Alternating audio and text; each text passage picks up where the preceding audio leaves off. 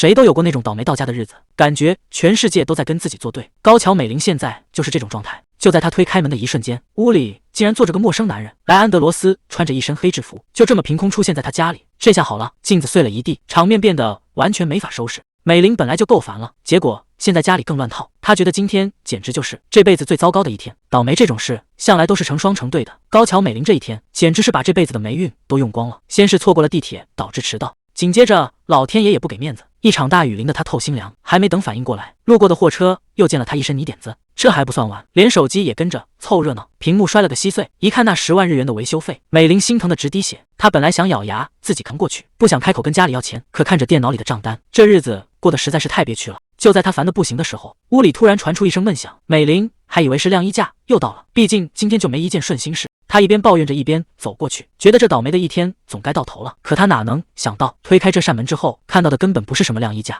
高桥美玲整个人都傻了，屋里居然凭空多出一个大帅哥。莱安德罗斯还一脸无辜地问自己这是在哪？这换谁不害怕啊？美玲吓得当场尖叫，第一反应就是赶紧报警，结果刚拿起手机才想起来今天刚摔坏了，根本没法用。眼看莱安德罗斯一步步走近，美玲只能拿着坏手机防身。可最让她想不通的是，刚才屋里明明一个人都没有，这家伙到底是从哪冒出来的？莱安德罗斯发现自己把人吓坏了，这可不是他的本意。为了让对方冷静下来，他赶紧示弱并自报家门。美玲听得一头雾水，这名自听者也太长太怪了，根本不像这儿的人。原来莱安德罗斯刚才还在参加庆功宴，结果马车突然一阵巨晃，整个人就像掉进了无底洞。等再睁开眼，就这么凭空出现在美玲家里。莱安德罗斯还是那句话，他非要搞清楚这到底是哪。高桥美玲强迫自己冷静下来，这屋子统共就这么大，刚才明明连个鬼影都没有，更别说藏下这么大一个活人了。尤其是他这一身行头，又是勋章又是披风的，怎么看都不像是现代人该有的打扮。美玲越看越觉得不对劲，这家伙不仅穿得像个中世纪贵族，说话的语气也跟奇幻小说里走出来的一样。一个荒唐的念头冒了出来，美玲试探着解释说现在这世道早就没皇帝了，更没有什么所谓的战争。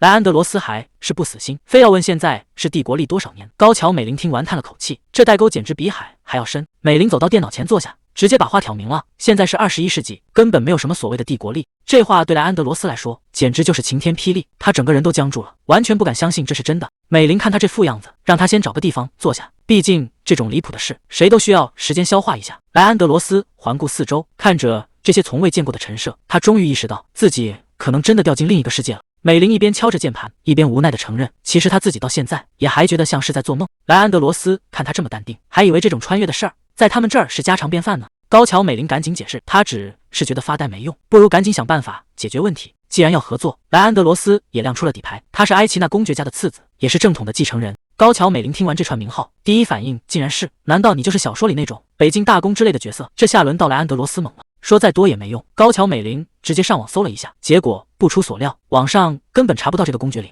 高桥美玲还是不死心，问莱安德罗斯还有没有别的线索，比如人名或者地名之类的。莱安德罗斯凑了过来，盯着发光的屏幕问，这是什么宝贝？美玲随口解释，这叫笔记本电脑，干什么都挺方便的，不过现在不是科普的时候。美玲赶紧把他推开，让他快点说重点。莱安德罗斯想了想，说他来自莱瓦汀帝国，那是个临海的国家，土地非常肥沃。美玲立刻在搜索框里输入了莱瓦汀这几个字，结果屏幕上干干净净，什么记录都没有。这下实锤了，美玲无奈地摊了摊手。如果你是古代人，历史上肯定会有记载，可现在查无此人，说明莱安德罗斯真的是从另一个世界调过来的。莱安德罗斯听完，整个人都愣住了，这事儿对他来说显然比打仗还要难接受。高桥美玲盯着莱安德罗斯，这双眼睛确实漂亮的让人移不开眼。他赶紧摇了摇头，现在可不是犯花痴的时候。莱安德罗斯凑了过来，问他怎么一直盯着自己看，顺便还反省了一下，说自己光顾着自我介绍，还没请教他的名字。高桥美玲被他这股浑然天成的贵气给镇住了，他有些不好意思的开口，我叫高桥美玲，意思就是美丽的群山。他还顺嘴解释了一句，在我们这儿姓高桥的人到处都是。莱安德罗斯一听，整个人都傻了，他瞪大眼睛问，难道你们这儿到处都是贵族吗？高桥美玲摆了摆手，说这只是个普通的姓氏，起码有几千个人都叫这个。几千个？莱安德罗斯彻底崩了。高桥美玲笑着解释，以前可能有贵族，但现在早就没这说法了，我们这儿人人平等，根本没有什么阶级制度。莱安德罗斯听得一愣一愣的，这对他这个公爵继承人来说简直就是降维打击。折腾了这么久，高桥美玲实在是撑不住了，明天还得早起上学，这紧绷的神经一放松，困意唰的一下就全涌上来了。他站起身说，明天还有课，现在必须得睡觉了。莱安德罗斯又听到了个新鲜词，上学，那是去学院进修的意思吗？高桥美玲困得不行，随口应付了两句，说明天再接着聊。可就在他准备钻被窝的时候，莱安德罗斯突然问了个最关键的问题，既然你要睡觉了，那我该睡哪？莱安德罗斯指了指那张床，这屋里好像只有一张床啊，这距离近的让高桥美玲整个人都僵住了。转眼到了第二天，高桥美玲坐在教室里，整个人都快虚脱了。昨晚折腾成那样，她根本1分钟都没睡着。虽然最后还是很下心，让莱安德罗斯去睡地板，心里多少有点过意不去。可看他睡得那么香，高桥美玲反而更郁闷了。合着人家倒头就睡，她自己硬生生熬到了大天亮，这学还怎么上啊？好不容易熬到下课，高桥美玲满脑子想的全是家里那个大麻烦。虽然出门前已经教了她最基本的生存技能，但要教的东西实在太多了，也不知道她能不能自己弄点吃的。高桥美玲还在纠结要不要顺便给她买几件换洗衣服。等她拎着大包小包回到家，推开门喊了一声我回来了，结果屋里静悄悄的，一点动静都没有。高桥美玲心里咯噔一下，莱安德罗斯人呢？看着空荡荡的房间，她第一反应就是这家伙该不会是已经穿回他自己的世界了吧。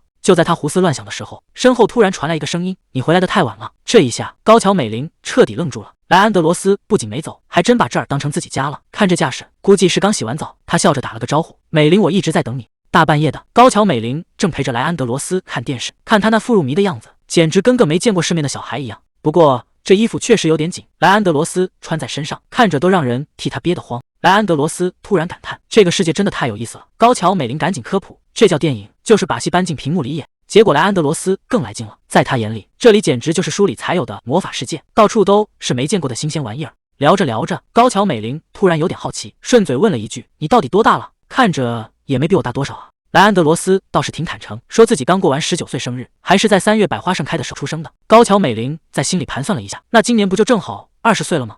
莱安德罗斯还挺自豪，觉得自己总算要成为真正的成年人了。可他一抬头，发现高桥美玲正对着他笑，笑得他心里直发毛，忍不住问：“你这笑是什么意思？”高桥美玲这下可得意了，直接摊牌：“我可比你大整整4岁呢。”莱安德罗斯整个人都傻了，压根不敢相信眼前这个女人居然比自己还要大。他赶紧端正态度，凑近了说：“既然这样，以后得尊称您为小姐了。”高桥美玲这下彻底没招了，顶着这么一张帅脸，还突然变得这么客气，简直就是犯规。就在气氛正好的时候，莱安德罗斯突然话锋一转，说有个问题憋了很久，怕没礼貌才一直没开口。他盯着旁边的合照，语气也变得认真起来。莱安德罗斯问：“你为什么是一个人住在这里？”高桥美玲愣了一下，反问莱安德罗斯：“难道在你们那个世界，女孩子一个人住很奇怪吗？”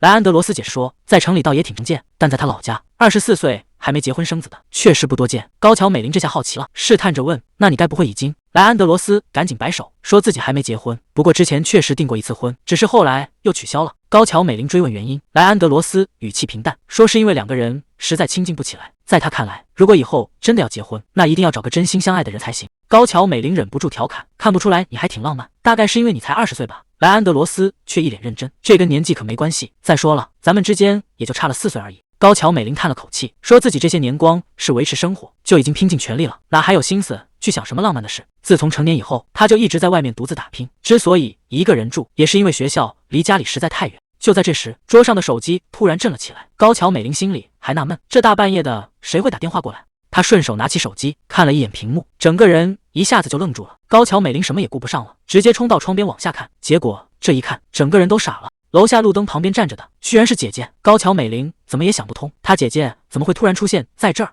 高桥美玲一边往外冲一边大喊：“不管发生什么，你绝对不能出来！”莱安德罗斯还没反应过来，这又是唱哪一出？高桥美玲根本顾不上解释，只丢下一句让他待在原地，就唰的一下跑没影了。屋里一下子安静了下来，只剩莱安德罗斯一个人愣在那儿，完全搞不清楚状况。此时的公寓楼下，路灯把周围照得一片惨白，姐姐正站在那儿抽着烟，手里还紧紧攥着手机。高桥美玲急匆匆赶到楼下，开口就问：“你是怎么找到这儿来的？”姐姐却像个没事人一样，笑着张开双臂，说：“大老远跑过来，就是为了见见亲妹妹。”可这一抱，高桥美玲立刻闻到了不对劲，她一把将人推开，语气里全是火药味：“你不是在接受治疗吗？怎么又喝成这样？”姐姐却一点没觉得心虚，反而让美玲别用那种眼神看她，这副满不在乎的样子，让气氛变得更僵了。姐姐这回连装都不装了，开口就是借钱，一张嘴就要50万。看美玲没接话，又赶紧改口说30万也行。高桥美玲心里太清楚了，这钱只要一给，绝对又是打水漂，不是为了男人，就是又拿去赌了。这种日子到底什么时候是个头？姐姐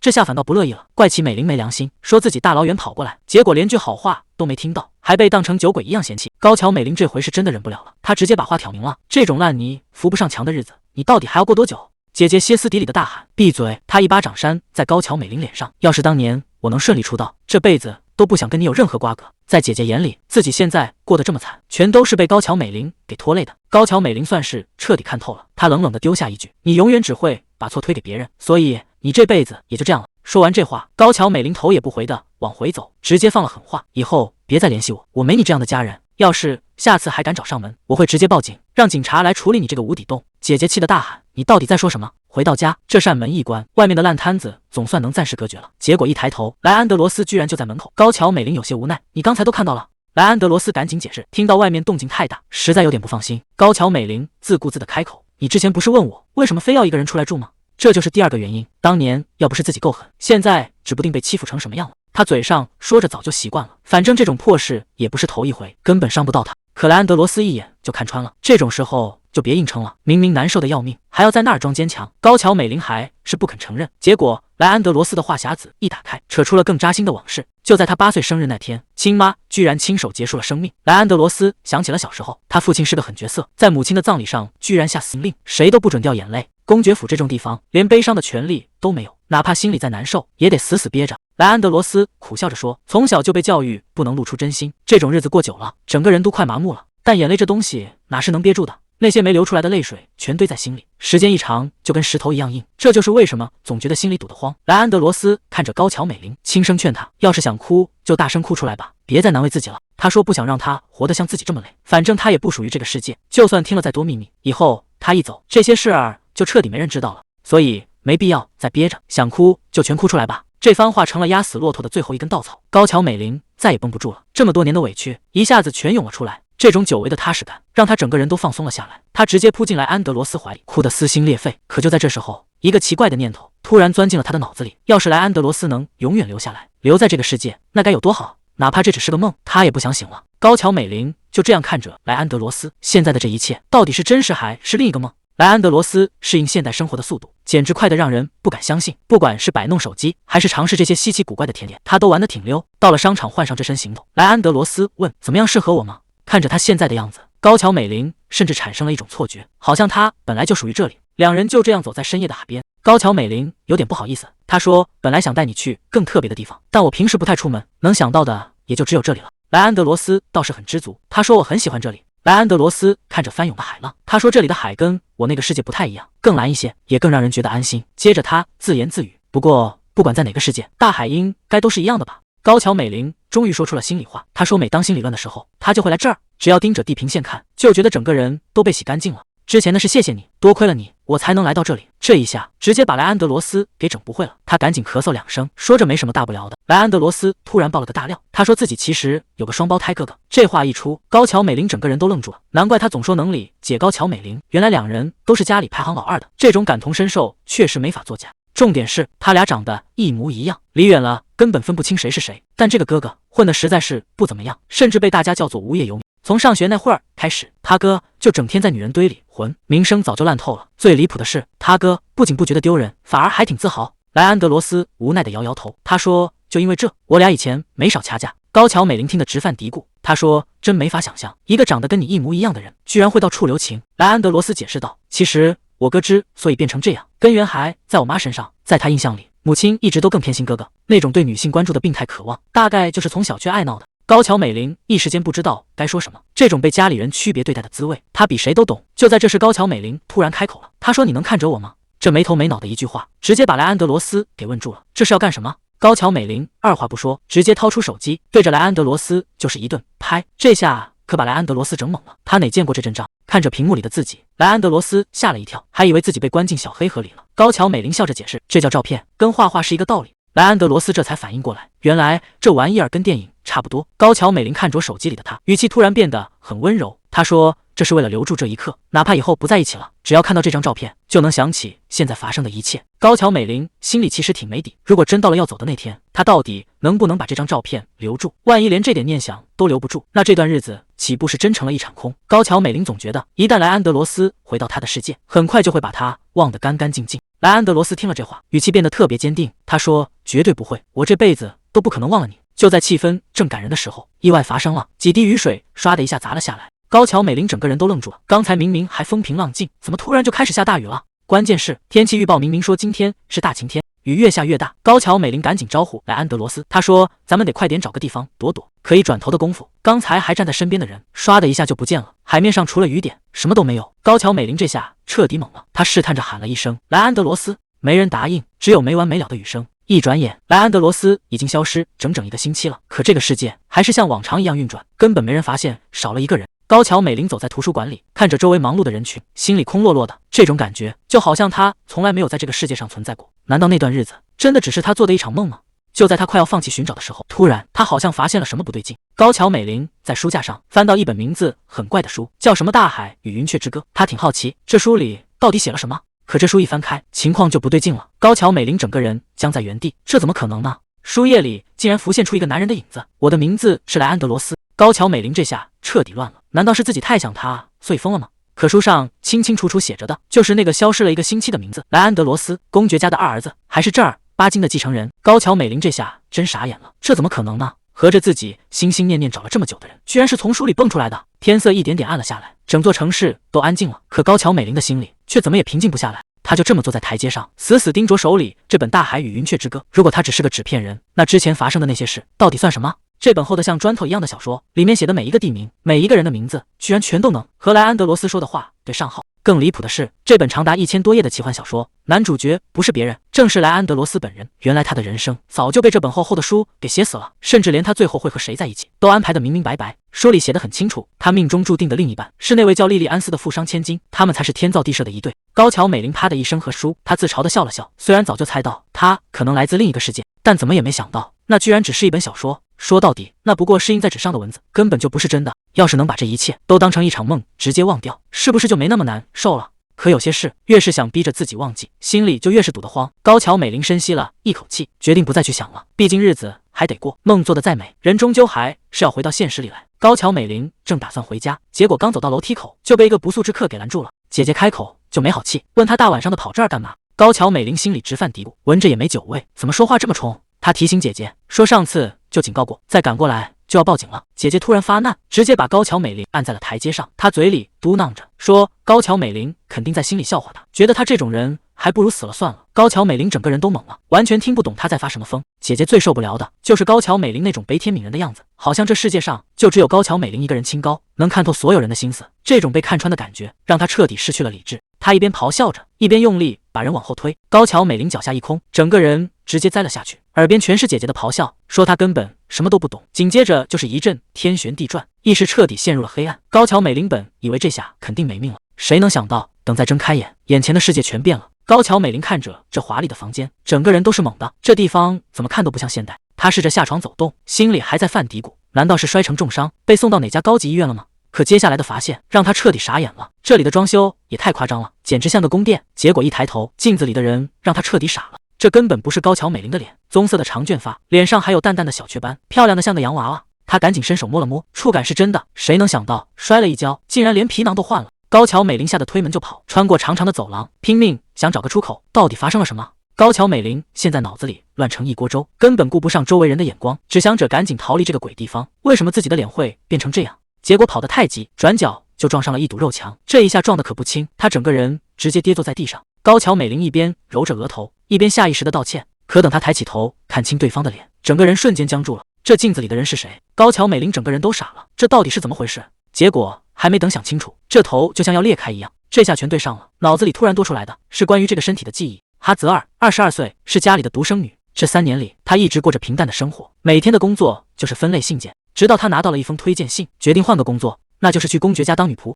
她瘫坐在地上，怎么也没法相信自己居然进到了小说里。更离谱的是，哈泽尔这个名字在原著里根本没听过，难道只是个路人甲？不过有一件事可以确定，刚才见到的那个男人绝对就是莱安德罗斯。虽然长得一模一样，但这感觉完全不对。他以前有这么冷冰冰吗？哈泽尔记得清清楚楚，就在几天前，他看起来还没这么老练。那时候他才刚过完19岁的生日。哈泽尔突然反应过来，原著里的莱安德罗斯明明都已经30岁了，这说明了什么？说明从他们分开到现在，已经整整过去了10年。这下全解释通了。对哈泽尔来说，不过是才过了1个礼拜，可对莱安德罗斯来说，那是实打实的10年光阴。难怪他整个人都变了，日子还得继续过。哈泽尔换上女仆装，开始在公爵府里忙活。这一天下来，真是要把人累散架了。现在他只想赶紧回屋，倒头大睡一场。刚来就挨了一顿臭骂，这打工人的日子真是不好过。管事的女人直接放话，今天要是干不完活，立马就要卷铺盖走人。走在公爵府的长廊里，这地方大的简直离谱，这就是莱安德罗斯住的地方吗？虽然看小说时早有心理准备，但亲眼见到还是被震撼到了。这地方的春天冷得邪乎，明明都3月底了，太阳一落山，气温降得比翻书还快。路过窗户的时候，玻璃里的倒影把他吓了一跳。这张陌生的脸，到底什么时候才能看顺眼？顺着窗户望过去，那边就是莱安德罗斯的卧室。折腾了一整天，结果现在反倒是一点困意都没有了。说起来，安德罗斯那简直就是个天才，14岁就当上了骑士，16岁和18岁2次在战场上死里逃生。本以为他会一直这么顺风顺水，结果26岁那年，一切都毁了。在那场支援盟国的战争里，敌方将领送了他一份大礼，谁能想到盒子里装的竟然是他上司的首级？这哪是庆祝胜利，这简直是要了他的命。从那以后，他就再也没睡过一个安稳觉。哈，泽尔站在门外，心里真不是个滋味。要是能进去陪陪他就好了。可现在的他连靠近的资格都没有。就在他发愁的时候，走廊尽头突然传来了动静。谁能想到，刚转过弯就撞见了这么劲爆的一幕：一个男人正搂着女人，亲得火热。哈，泽尔整个人都看傻了，看着背影，看着金发，难道是莱安德罗斯？男人察觉到了动静，冷冰冰地问了一句：“谁在那儿？”哈，泽尔心里咯噔一下，莱安德罗斯现在应该在房间里才对，那眼前这个男人到底是谁？等男人走近了，哈，泽尔才看清楚，这根本不是莱安德罗斯，而是他的双胞胎兄弟塞勒斯。这家伙可是社交界出了名的混混。塞勒斯盯着哈泽尔，语气里全是压迫感：“我问你，到底是谁？”哈，泽尔吓得赶紧低头道歉，可塞勒斯根本没当回事。他怀里的女人开口了，语气里全是轻佻：“反正你们长得这么像，被撞见了也没什么大不了吧？”塞勒斯前一秒还在调情，下一秒转过头，那眼神冷得能掉冰渣子。他直接下了逐客令，让哈泽尔赶紧滚，甚至还补了一刀，问他是不是有什么特殊癖好，就喜欢躲在暗处偷看。哈，泽尔哪见过这阵仗，吓得扭头就跑，心里还在不停地犯嘀咕：这兄弟俩长得也太像了，离远了看，简直就是一个模子里刻出来的。刚才那个瞬间真的太像莱安德罗斯在亲吻别人了，这种错觉让他心里乱成一团。还没等他缓过神来，新的麻烦就找上门了。原本负责照顾莱安德罗斯的女仆，突然家里又急事回了老家，这下可好，在新人来之前，哈泽尔只能硬着头皮顶上去。为什么偏偏是自己要接下这个苦差事？看着眼前的莱安德罗斯，哈泽尔忍不住偷偷打量，总觉得他比以前长高了，肩膀也变宽了，和20岁的时候相比，简直判若两人。就在他胡思乱想的时候，旁边突然传来了动静。塞勒斯光着膀子走了出来，一边揉着太阳穴抱怨头疼，一边随口问莱安德罗斯：“前天画的那幅画到底被收去哪了？”莱安德罗斯冷着脸，语气里全是压迫感：“我不是说过不准带女人回府邸吗？你是不是根本没把我放在眼里？”塞勒斯却一脸无所谓，还想拿艺术创作当借口，结果一转头就认出了旁边的哈泽尔：“你就是那天晚上躲在暗处偷看的那个女仆吧？”莱安德罗斯根本不想听他废话，直接把话挑明了：“你的那些话现在已经一文不值了。”他甚至提议要给塞勒斯找个更合适的工作，比如赶紧找个女人结婚，然后彻底滚出这座府邸。这话说得太重了，哈泽尔在一旁听得心惊肉跳，两兄弟之间的火药味简直要把屋顶给掀了。塞勒斯却突然笑了起来，反问莱安德罗斯：“这次为了逃避婚约，你又打算编出什么新借口？”莱安德罗斯已经彻底失去耐心了，他指着大门让塞勒斯赶紧滚。在他眼里，跟这种烂泥扶不上墙的家伙多说一个字都是在浪费生命。可塞勒斯也不是好惹的，他冷笑着重复那个字：垃圾。他猛地拽住莱安德罗斯的衣领，直接把话顶到了肺管子上。他说：“一个对着女人都没反应的木头，根本没资格对他指手画脚。”这话里的信息量实在太大。哈泽尔在旁边听得一愣一愣的，还没等他反应过来，塞勒斯就摔门走了。屋里只剩下他们两个人。哈泽尔刚想开口打破尴尬，莱安德罗斯那冷冰冰的声音就砸了过来，他也让哈泽尔滚出去。这下完了，莱安德罗斯明显是动了真火，谁要是现在撞在他枪口上，绝对没有好果子吃。哈泽尔赶紧应了一声，心里却委屈的不行，这男人分明是在迁怒，明明是他们兄弟吵架，结果最后倒霉的却是自己。他只能灰溜溜的躲进书房，一边干活一边犯嘀咕，就算知道他们哥俩关系差，可刚才那态度也太伤人了。其实这事儿说来话长，当初老公爵去世，莱安德罗斯远在战场拼命，家里全靠塞勒斯撑着，结果他倒好，整天花天酒地不干正事，差点把整个家底都给败光了，连领地都闹到了破产边缘。可哈泽尔总觉得哪里不对，在原本的故事里，这两人的关系没僵到这地步啊？难道是因为视角问题？很多细节在书里根本没写清楚。就在他埋头整理的时候，突然发现角落里站着个陌生人，这身白袍子看着就眼生，原著里根本没这号人物啊！就在他想过去看个究竟时，空气里突然炸开一道火花，这动静把他吓得不轻。这书架难道还带电？还没等他缓过神来，那个白发人竟然开口了。听这语气，对方好像对这个世界很嫌弃。白发人笑着问他：“这里难道真的是书里的世界？”最要命的是，对方竟然直接喊出了他的真高桥美玲。哈泽尔看着眼前的陌生人，急于确认对方的身份。等看清那标志性的银发，哈泽尔一下子就反应过来了，这不就是基甸吗？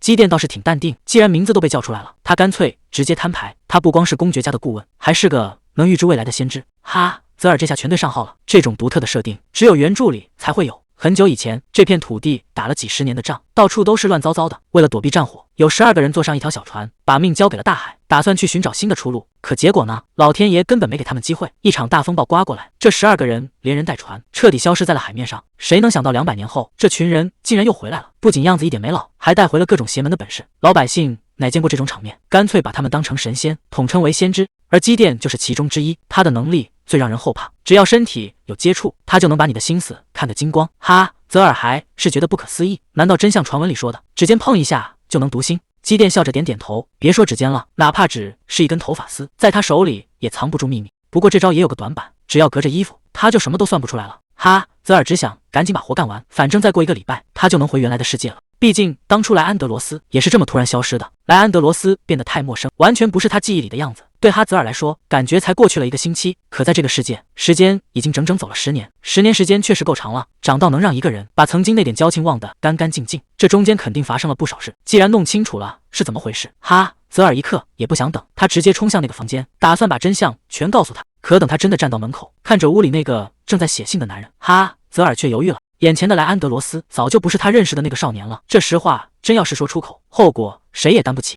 哈，泽尔最后还是退缩了，他实在没法开口，把这10年的真相告诉他。既然已经错过了10年，现在的莱安德罗斯对他来说就像个陌生人，多说1个字都觉得多余。更何况真正的女主角莉莉安斯马上就要到这儿了，这里很快就没她的位置了。哈，泽尔一边收拾书架，一边跟身后的基甸商量，既然任务快结束了，他也该准备回原来的世界了。基甸听完没反驳，只是静静地看着他。哈，泽尔自嘲地笑了笑，一个外来者确实不该随便改变这里的命运。基甸听完哈泽尔的决定，居然破天荒地夸他做得对。既然注定要离开这个世界，确实没必要再留下多余的影响。不过在正式告别之前，基甸倒是主动发出了邀请，问哈泽尔愿不愿意多陪他聊聊。毕竟对他来说，这种有来有回的对话还挺有意思。不知不觉，这已经是哈泽尔这儿巴金当女仆的第6天了。这日子过得简直比原主还要像原主。每天早上得先伺候莱安德罗斯起居，下午呢就要钻进塞勒斯的画室打扫，偶尔还得抽空去陪基甸聊聊天。这连轴转的日子确实挺考验人的，而且哈泽尔总觉得好像从第1天开始就有人在暗地里盯着他。不过现在他最在意的还是眼前这位塞勒斯，只要一拿起画笔，整个人就像变了样，那股子认真劲儿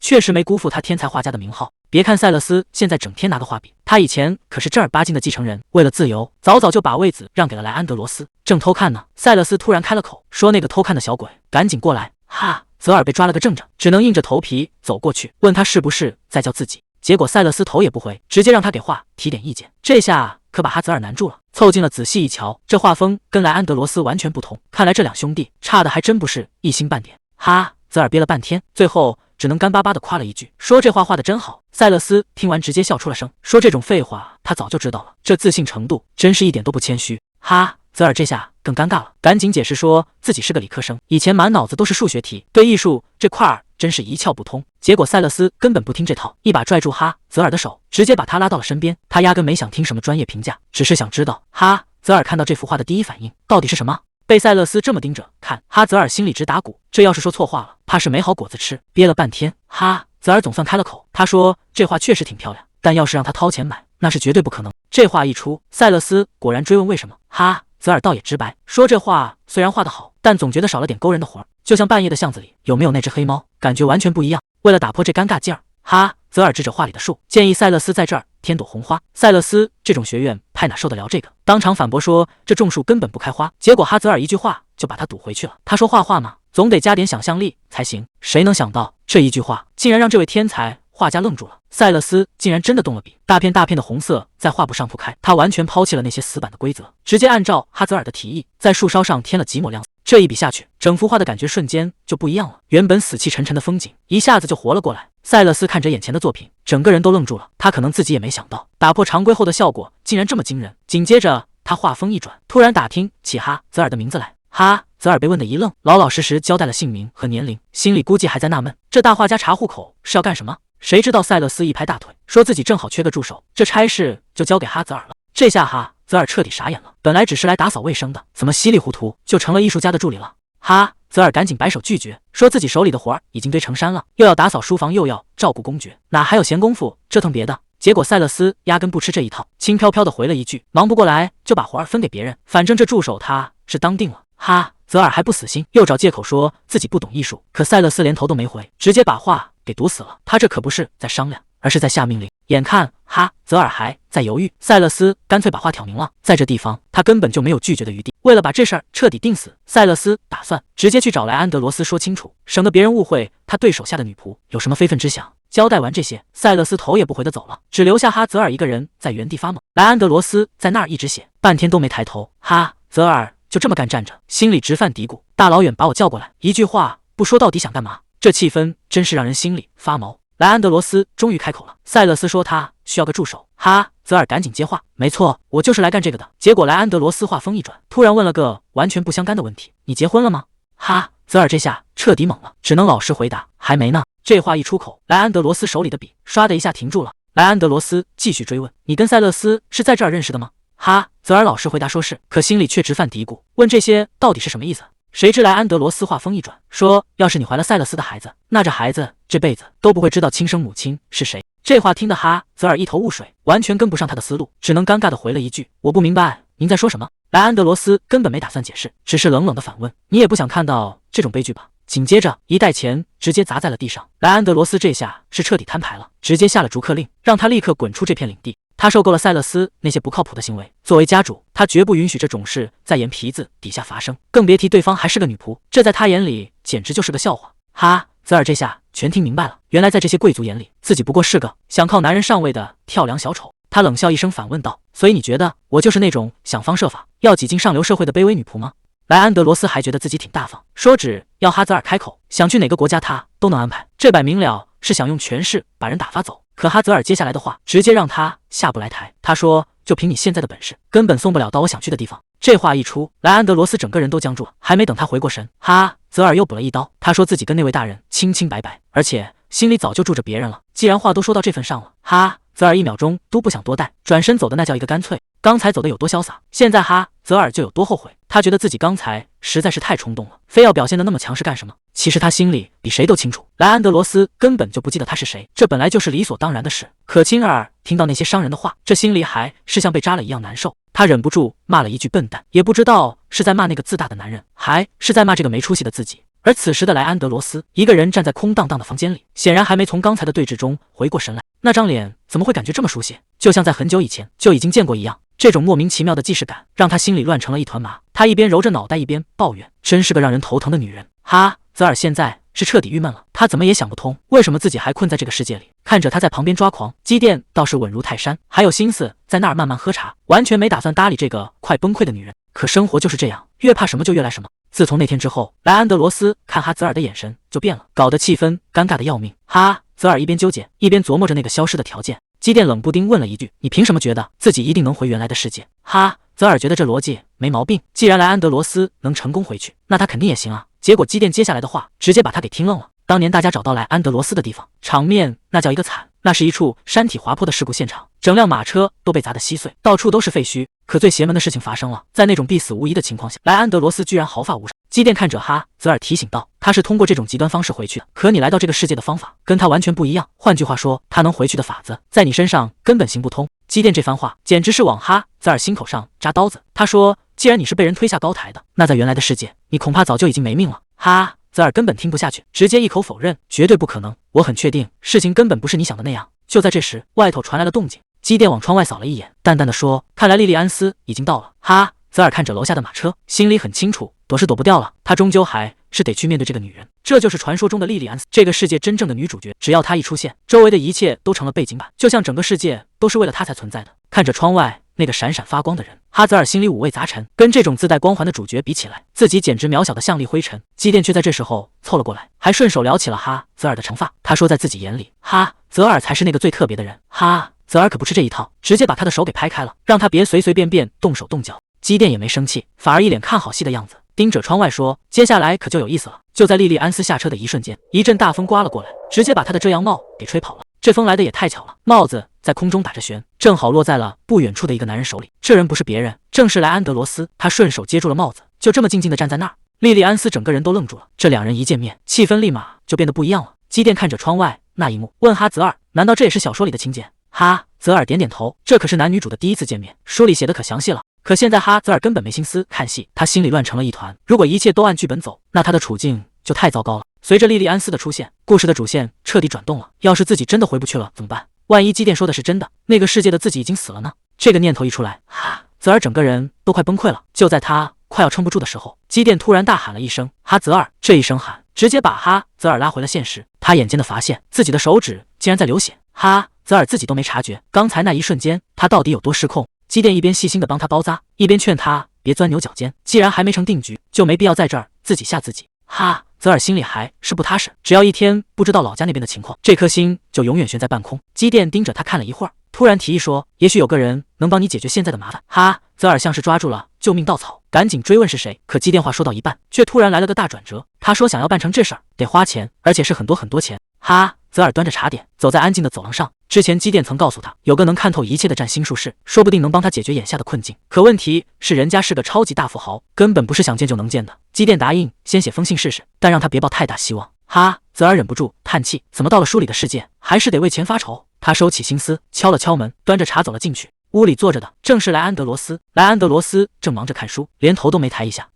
泽尔早就猜到会是这样，这位大少爷果然连个眼神都懒得给他。就在泽尔放下茶杯的时候，莱安德罗斯突然盯着他的手看，那只手上还缠着绷带。他冷不丁问了一句，手伤成这样还能干活吗？泽尔心里那叫一个气，但谁让人家是主子呢？他只能强撑着笑脸解释说，这点小伤很快就能好，绝对不会耽误正事。结果莱安德罗斯根本不听，直接下了逐客令，让他在伤好之前离他远点。这下活儿还没干完，人就被赶出来了。泽尔只能乖乖应声退下，可他心里这会儿直打鼓，要是真因为这点伤就被扫地出门，那往后的日子可怎么过？塞勒斯正躲在画室里忙活，看他这架势，显然没心思管外面的闲事。走在长廊上的泽尔现在满脑子只有一件事，那就是去哪儿弄钱。泽尔现在肠子都悔青了，早知道当初就该老老实实把那笔钱收下，管他态度多差呢，跟谁过不去也别跟钱过不去啊。塞勒斯坐在一旁，早就看穿了他的心思。他问你这是怎么了？从刚才开始就一直叹气。泽尔赶紧摇头说没什么。塞勒斯可没那么好糊弄，他直接凑到跟前，盯着泽尔说，你这脸上明明写满了有事，撒谎可不是个好习惯。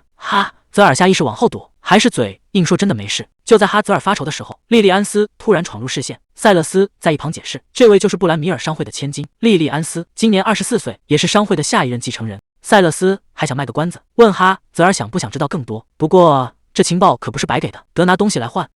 泽尔直接翻了个白眼，说自己什么都不会给，因为他早就看穿了莉莉安斯这次过来的目的。原来这个商会一直受公爵家资助，代价是每年要上交5%的利润，每隔4年，商会会长都得亲自来送账本。本来这活儿该他父亲干，结果老会长去年冬天就疾复发，莉莉安斯这才替父出征，亲自跑了这一趟。塞勒斯看着窗外的莉莉安斯，说他一看就是个教养极好的大家闺秀，公爵大人肯定也会这么觉得。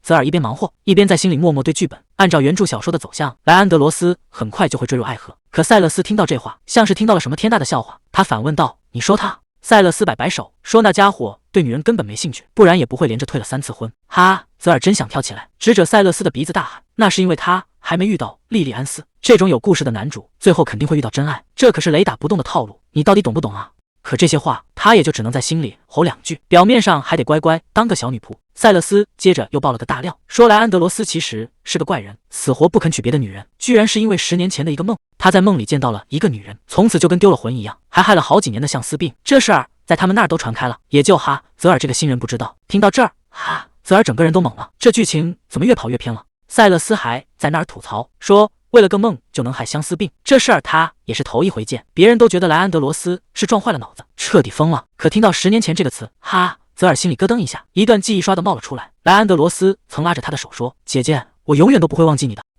泽尔赶紧把这念头甩掉，心想这绝对不可能，毕竟当年他们满打满算也就相处了10天而已，哪有这么夸张的？塞勒斯看他在哪儿发呆，问他怎么了。泽尔赶紧打马虎眼，说只是觉得公爵大人挺浪漫的。结果塞勒斯直接笑出了声：“浪漫？我看他是脑子有坑吧。”泽尔一个人走在走廊里，心里还在犯嘀咕：塞勒斯刚才说的那些话到底靠不靠谱啊？难道莱安德罗斯梦里的那个人真的是自己？泽尔赶紧打消了这个念头，这种事越想越离谱。其实他记不记得根本不重要，毕竟自己连什么时候能回现实世界都不知道，还是别给自己加戏了。结果刚转个弯，泽尔就撞见了莉莉安斯，看他这副不知所措的样子，显然是闯祸了。地上一堆碎瓷片，这下麻烦大了，这打碎的恐怕不是普通的瓶子。莉莉安斯现在整个人都乱了，在那儿语无伦次的说，刚才看星星的时候，2人的手居然碰在了一起。看着他这副害羞的样子，泽尔心里的小人儿都在尖叫，这也太清纯太可爱了吧。难怪公爵大人会陷进去，这谁顶得住啊？哈，泽尔赶紧把活儿揽过来，让莉莉安斯先回去休息。莉莉安斯还想留下来帮忙，结果被哈泽尔一口回绝了。开玩笑，哪有让大小姐动手干活的道理？这可是女仆的本职工作。看着哈泽尔忙碌的身影，莉莉安斯站在原地，心里更过意不去了。莉莉安斯这一走，所有的麻烦全落到哈泽尔一个人头上了。哈泽尔现在已经够累了，他只想赶紧把这烂摊子收场，早点回屋躲清静。可老天爷显然没打算就这么放过他，碎片还没捡干净，身后就传来了动静。哈泽尔这头一抬，心直接凉了半截。谁能想到莱安德罗斯竟然在这个时候出现了？莱安德罗斯连个正眼都没给，直接从哈泽尔身边走了过去。这冷冰冰的态度，比直接挨顿骂还让人心里发毛。哈泽尔蹲在地上直犯嘀咕，这家伙该不会还在记仇吧？不就是上次顶了几句嘴吗？至于到现在还拉着个脸，这性格也太难搞了，简直就是个行走的冰块。可就在这时候，哈泽尔突然反应过来，这场面怎么看着这么眼熟？哈泽尔猛地想起来了，这不就是原著里的名场面吗？本来莉莉安斯打碎花瓶后，正打算开口道歉，结果莱安德罗丝头也不回，直接从他身边走了过去。这第一印象简直差到了极点，两人从此就开始了互相嫌弃。可谁能想到，就是这么两个不对付的人，最后竟然真的走到了一起，成了人人羡慕的一对。但这剧情不对啊！哈泽尔这下彻底反应过来了，刚才在那儿打扫碎片的，明明应该是莉莉安斯才对，现在换成了自己，那接下来的剧情岂不是全都要乱套了？这下见红了。哈泽尔还没从刚才的震惊里缓过来，手上的疼倒成了小事。这血一滴下去，就像是给乱掉的剧本盖了个死章，全是我的错。趁着天气不错，哈泽尔总算能歇一歇，在院子里散散步。塞勒斯这人倒是挺会找借口，他说这种大晴天，要是还窝在屋里画画，那简直就是在犯罪。哈泽尔心里比谁都清楚，他这就是想偷懒去喝酒，不过能跟着白捡一下午甲，倒也不算亏。结果还没等他高兴太久，身后就传来了动静，这声音一听就知道是谁来了。莉莉安斯捧着一大叠花，就这么俏生生地站在那儿。莉莉安斯这一露面，简直要把人的眼睛晃瞎了。她一上来就忙着道谢，说是为了昨晚的事儿。她还特意显摆了一下手里那个新买的花瓶，问哈泽尔这跟昨天那个是不是挺像的。哈泽尔刚夸了一句好看，结果这花瓶直接就被塞到了他手里。莉莉安斯还打着如意算盘，觉得只要把花瓶放回原位，公爵肯定发现不了。可哈泽尔心里清楚，这剧情明显跑偏了。按原著的剧本走，这花瓶应该是送给莱安德罗斯的，现在东西却落到了自己手里。要是再不想法子把剧情掰回来，这往后的日子怕是真要乱套了。哈泽尔赶紧把花瓶推了回去，他劝道：“小姐，这种东西还是您亲手送比较好。”为了让莉莉安斯死心，哈泽尔只能撒个小谎，说公爵早就知道花瓶碎了。哈泽尔笑着说：“要是您能当成礼物送过去，公爵大人肯定会很高兴的。”莉莉安斯这下有点动摇了，毕竟谁能拒绝这么漂亮的一大捧花呢？莉莉安斯小声问：“你真的觉得可以吗？”哈泽尔赶紧趁热打铁说：“没人会不喜欢鲜花。”莉莉安斯一听，立马来了精神，还想着要在上面系个丝带。虽然哈泽尔心里觉得那位公爵大人未必会吃这一套，但嘴上还是得夸，这主意真是太棒了。聊了这么半天，莉莉安斯总算想起来，还没问对方叫什么。哈泽尔报上了姓名，这下两人算是正式认识了。莉莉安斯顺手掏出了个精致的小盒，哈泽尔还没反应过来，就被塞了个正着。莉莉安斯笑着说：“快打开看看，这是为了感谢昨天的救命之恩。”谁能想到里面竟然躺着一条海螺项链，这谢礼的分量可真是一点都不轻。哈泽尔赶紧推辞，说自己只是干了该干的活。可莉莉安斯这性格，认准的事儿谁也拦不住。莉莉安斯摆摆手，说不收下，他心里过意不去。还没等哈泽尔再开口，他就急着去见公爵了。看着莉莉安斯远去的背影，哈泽尔心里直犯嘀咕，本来想躲着这位大小姐，结果还是没躲掉，这下可怎么办？手里这谢礼沉甸甸的。可哈泽尔想的根本不是钱的事儿，他最担心的是莱安德罗斯的命运。要是剧情再这么乱跑下去，这位男主可就危险了，不管付出什么代价，都得让他按原计划找到幸福。毕竟在这个故事里，他才是那个绝对的主角。为了能让他平安无事，哈泽尔决定豁出去了。本以为书房没人，结果基甸早就待在这儿了。哈泽尔刚露头就被抓了个正着。基甸回头问：“你在这儿干什么？”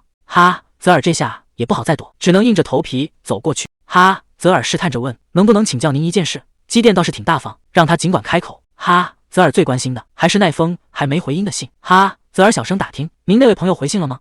基甸直接给他泼了盆冷水，说回信短时间内是等不到了，毕竟这里的联络方式和你以前待的地方可不一样。还没等哈泽尔缓过神，基甸突然盯着他问：“你到底在藏什么？”这下哈泽尔彻底露馅了，支支吾吾根本接不上话。基甸看他这副样子，干脆换了个法子，问能不能直接看他的记忆。哈泽尔最后还是点了头。基甸这一伸手，那些藏在脑子里的秘密怕是全都要保不住了。看完记忆的基甸只说了3个字：“我懂了。”基甸突然问起那本小说接下来的剧情，哈泽尔正不知道该怎么解释，毕竟莱安德罗斯的反应才是重点。还没等两人聊出个结果，莉莉安斯就急匆匆地找了过来，他拉着哈泽尔的手，满脸都是藏不住的喜悦。莉莉安斯兴奋地说：“公爵大人竟然收下了他的礼物！”哈，泽尔听到这儿，整个人都懵了。这根本不对劲。在原本的故事里，莱安德罗斯可是出了名的冷酷，他不仅当场拒绝了莉莉安斯，还警告他别在府里乱晃。可现在剧情全乱套了，原本该碰钉子的人，居然顺顺利利的拿下了男主。这下哈泽尔是真的彻底慌了。那个笨蛋公爵居然搞错了，飞爵的花瓶是我打碎的，要是再不让莉莉安斯讨厌我，这原著剧情就彻底没救了。结果莉莉安斯还在那儿犯花痴，觉得公爵大人简直温柔到了极点。哈泽尔只能硬着头皮在那儿附和，心里却早就乱成了一锅粥。基甸在后头看了半天戏，最后什么也没说，日子还得照样过。哈泽尔只能先回自己的岗位。基甸临走前丢下一句话，说等朋友回信了就通知他，但他觉得哈泽尔最好在那之前就消失，省得把这原本的剧情搅得更是一团糟。哈泽尔也没反驳，觉得这样确实对大家都好，毕竟自己留在这只会让事情越来越离谱。还没等他多想，屋里突然传出一声暴喝，说自己绝对不会答应，这动静大得吓人。哈泽尔一听就认出来了，是莱安德罗斯的声音。他赶紧凑到门缝边，想看看里面到底怎么了。结果正好听到皇帝居然下了死命令，非要他在今年之内把婚定了。使者把话挑明了，要是莱安德罗斯再不点头，皇上就要亲自安排，让他去和邻国的二公主联姻。哈泽尔在门口看得真切，看来这次皇室是动真格的了。莱安德罗斯哪受得了这个，当场就要进宫面圣，结果人家使者根本不给面子，皇上说了没选好结婚对象，见都别想见。使者甚至还拿继承人的事儿来施压，说这是公爵推不掉的责任。这下可算是踩到雷区了，莱安德罗斯彻底爆发了。这种所谓的家族义务，他早就听得耳朵起茧子了。哈泽尔在门口急得不行，再这么吵下去，非要把房顶掀了不可。他正打算冲进去劝架，结果屋里突然冒出一句，让他赶紧把梦里那个女人给忘了。原来莱安德罗斯一直不肯结婚，是因为心里早就住了人，而且这理由听着简直离谱。他居然说除了梦里的那个谁都不娶，最关键的是这梦一做就是10年。哈泽尔这下彻底傻眼了，这剧情怎么越听越耳熟？莱安德罗斯这下是真火了。既然你们觉得我疯了，觉得我是被什么梦魔给缠上了，那干脆给我做个驱魔仪式算了，反正这种事以前也不是没经历过。衣服一敞开，胸口那道十字伤疤就这么露了出来。当初被绑着手脚刻下这玩意儿，对他来说可真是一段难忘的经历。哈泽尔这下全明白了，原来这些吓人的伤疤背后藏着这么惨痛的过去。使者倒是一脸淡定，说修道院那边已经联系好了，要是他现在还没法正常接触女性，不如先回去清静一阵子。这封信一递过来，莱安德罗斯的表情就变了。莱安德罗斯冷笑一声，直接把那封信撕成了碎片。这简直太荒谬了，在这些人眼里，他只是个被欲望折磨的疯子，但他们根本不懂。莱安德罗斯淡淡的说，这都没用，早在10年前，我就已经把一切都给了一个人。这话一出，使者彻底坐不住了，他大声吼道，别再胡言乱语了，那个叫高桥美玲的女人，在这个帝国根本就不存在。气氛一下子降到了冰点，莱安德罗斯猛地揪住对方的衣领，声音冷得像冰渣子。莱安德罗斯警告他，用你那张脏嘴离那个名字远点。这下使者彻底慌了，连话都说不利索。莱安德罗斯干脆摊牌了，既然你们觉得我还没好，那就直说吧，这回又想在我身上留下什么印记？可就在这时候，门外突然响起了动静。莱安德罗斯反应快，谁躲在外面？另一边，哈泽尔已经顾不上那么多了，他猛地推开大门，直接找到了基甸。基甸还没反应过来，哈泽尔就一把就住了他。哈泽尔大声质问，你其实早就知道了，对不对？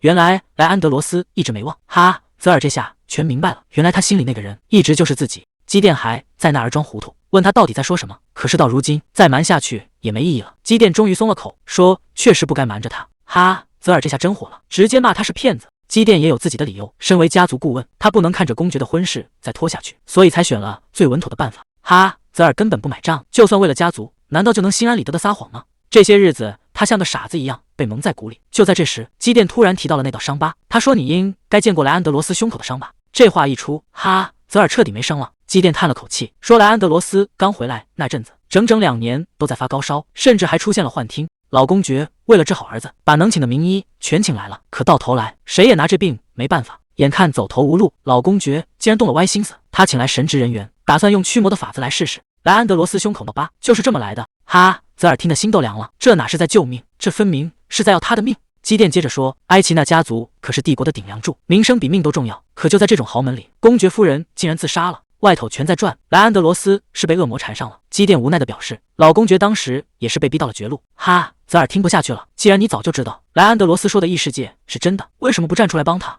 基甸反问他，就算说了真相，又有谁会信呢？大家只会觉得两人是在合伙撒谎。他盯着哈泽尔问，要是换做以前的你，你会信这种鬼话吗？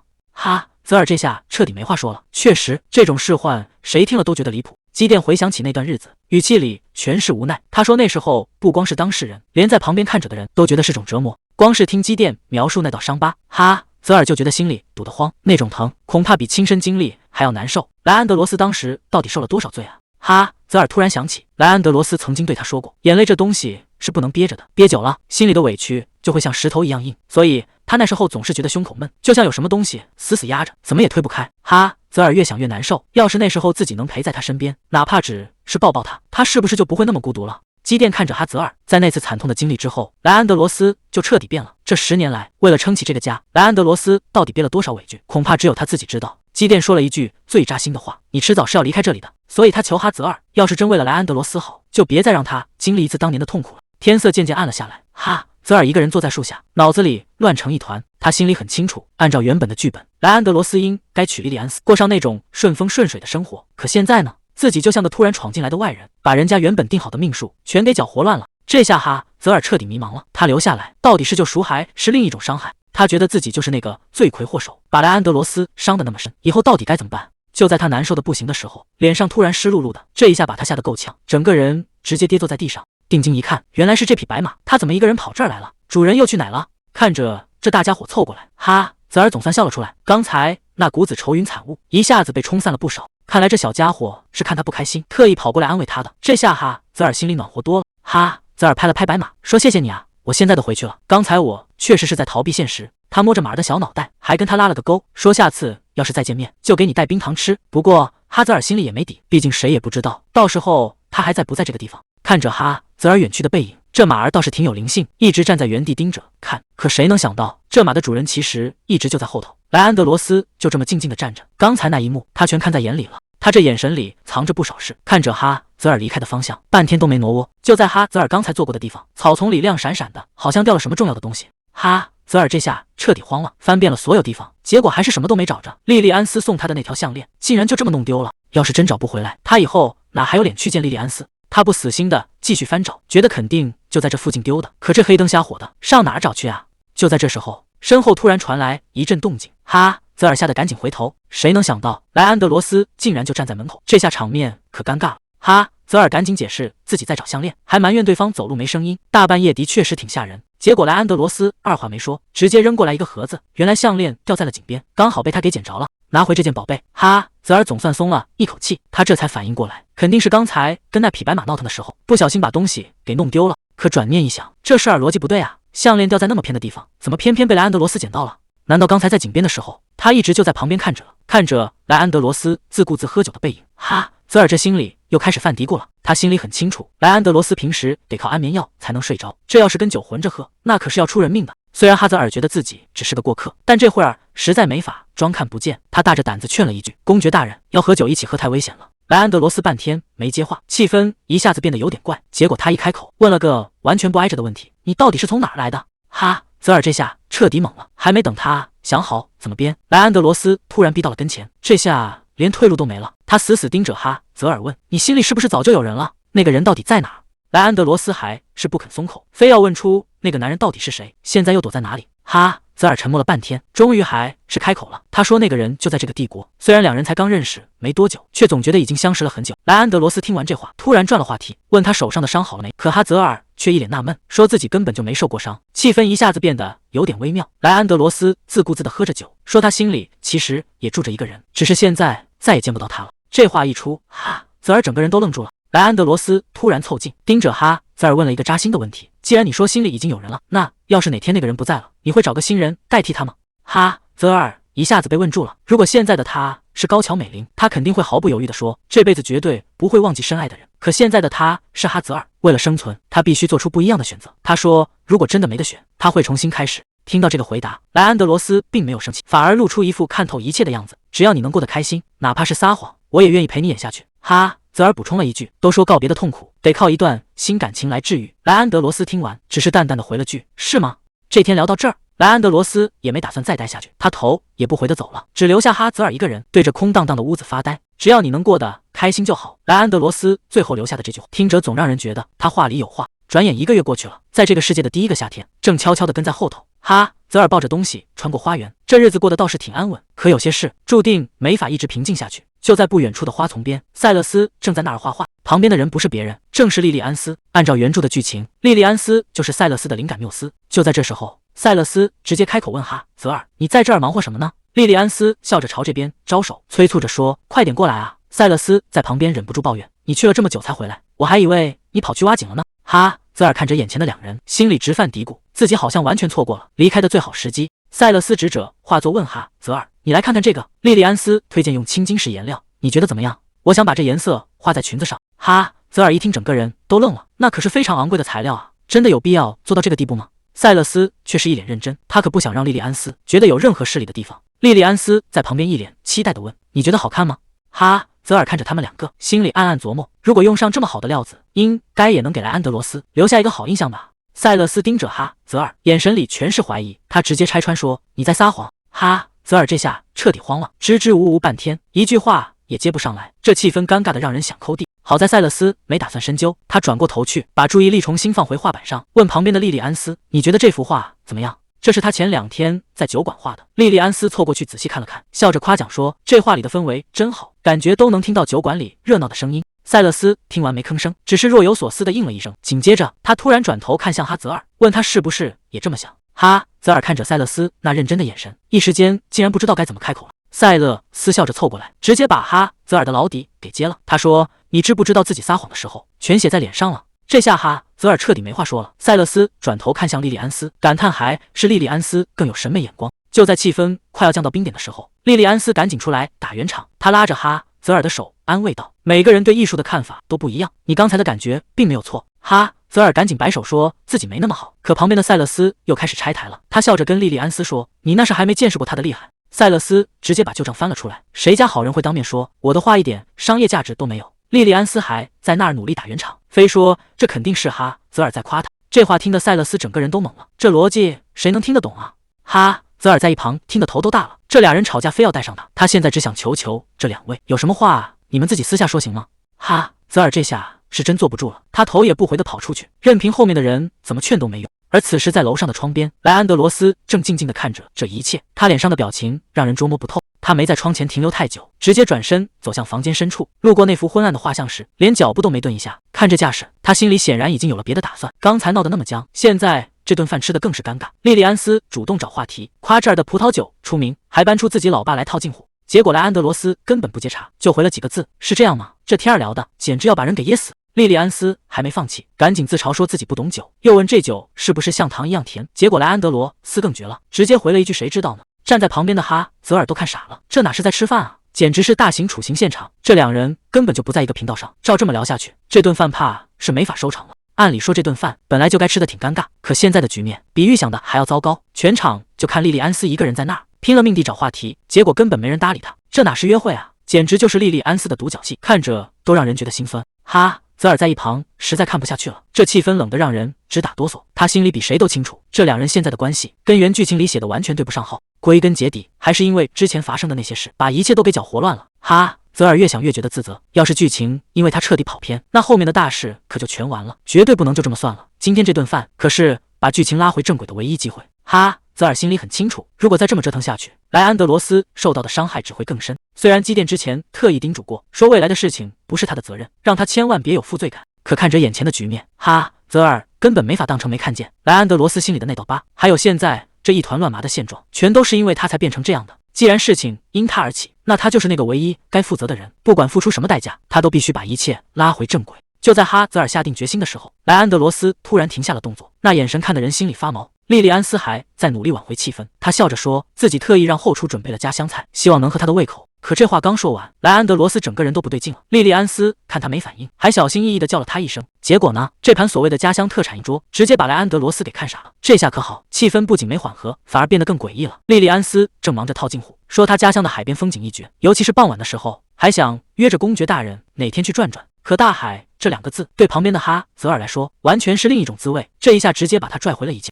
莱安德罗斯连头都没抬，冷冰冰地丢下一句：“我没打算去海边。”这一拒绝，莉莉安斯直接被噎住了，连台阶都快找不到了。好在外面突然有了动静，莉莉安斯赶紧借着机会，笑着打破了沉默，说自己特意拜托厨房准备了家乡菜，想请公爵大人尝尝。随着女仆们把菜端上来，这尴尬的气氛总算被岔开了。可站在一旁的哈泽尔心里却一点也轻松不起来。最后一道主菜端上桌，莉莉安斯还在旁边满心期待，笑着说希望这道家乡菜能合公爵大人的胃口。结果这盖子一掀开，莱安德罗斯整个人都不对了，这哪是什么美味，简直就是催命符。莉莉安斯还没察觉到气氛变了，还试探着问了一句：“公爵大人。”这一眼看过去，莱安德罗斯像是被拽回了过去。那只突然出现的剑，还有这些让他反胃的鱼，全都在提醒他那段最黑暗的记忆。这下彻底失控了，整张餐桌被掀翻在地，盘子碎了一地。莉莉安斯吓得尖叫出声，赶紧躲到了女仆身后。谁也没想到，好端端的一顿饭会变成这种修罗场。哈，泽尔在旁边都看傻了。莱安德罗斯死死攥着餐刀，血顺着手心往下滴。他现在谁也不想见，只想让所有人滚远点。莱安德罗斯彻底失控了，他挥着手里的餐刀大吼：“谁要是敢再靠近一步，他就真的要动手了！”看着眼前的混乱，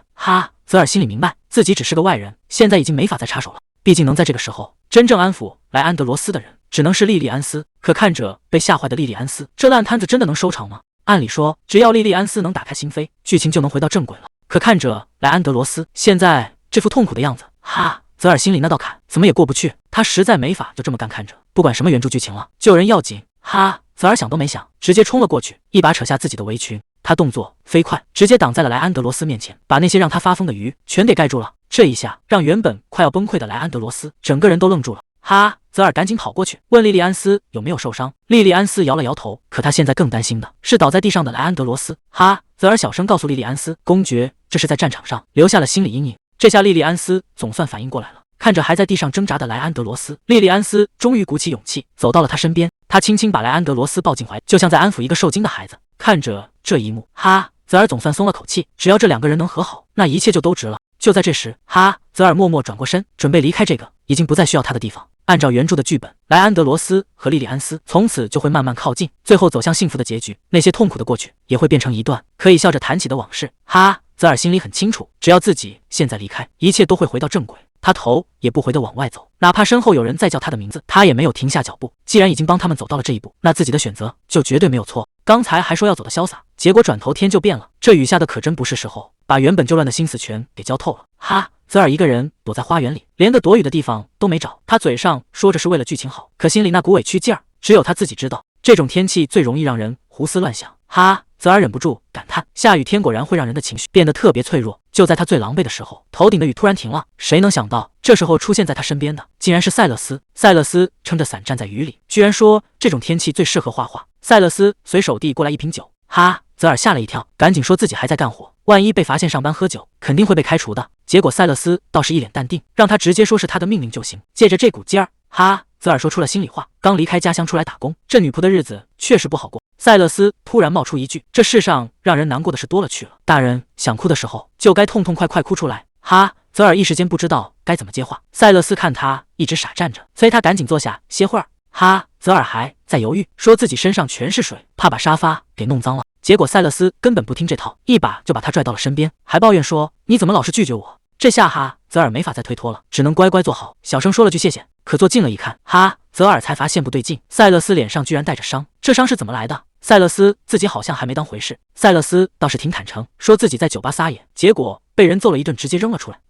泽尔听得一愣一愣的，这可是贵族啊，谁胆子这么大敢对他动手？塞勒斯苦笑了一下，说在这个地方，他这个贵族身份根本没人当回事，在家里被莱安德罗斯看不起，在外面还得装模作样，他觉得自己活得像个笑话。泽尔赶紧摇头，想说事情根本不是那样的，可塞勒斯已经不想再提这些糗事了。他话锋一转，问起刚才餐厅里到底发生了什么，怎么动静闹得那么大。泽尔如实交代，说刚才餐厅里乱成了一锅粥。塞勒斯听完也没多说什么，只是劝泽尔喝点酒压压惊，觉得这样能让他好受点。泽尔也是实诚，拿起酒瓶就直接对嘴吹，这豪迈的架势把旁边的塞勒斯都给看愣了。他赶紧拦着说，我是让你压惊，没让你这么玩命喝啊。泽尔顺了口气，觉得这一口下去，整个人确实冷静了不少。塞勒斯看着他这副样子，忍不住笑了起来，说他这人还真是挺特别的，跟那些娇滴滴的人完全不同。泽尔还没明白这话什么意思，塞勒斯却突然严肃了起来，语重心长地交代了一句，刚才在餐厅里看到的那些，最好全都烂在肚子里，就当从来没发生过。泽尔心里也清楚，知道这是在保护他，赶紧点头答应了。塞勒斯这双眼睛看人还真是准得离谱，他直接点破了泽尔的心思，说他总是为了还没发生的事瞎操心。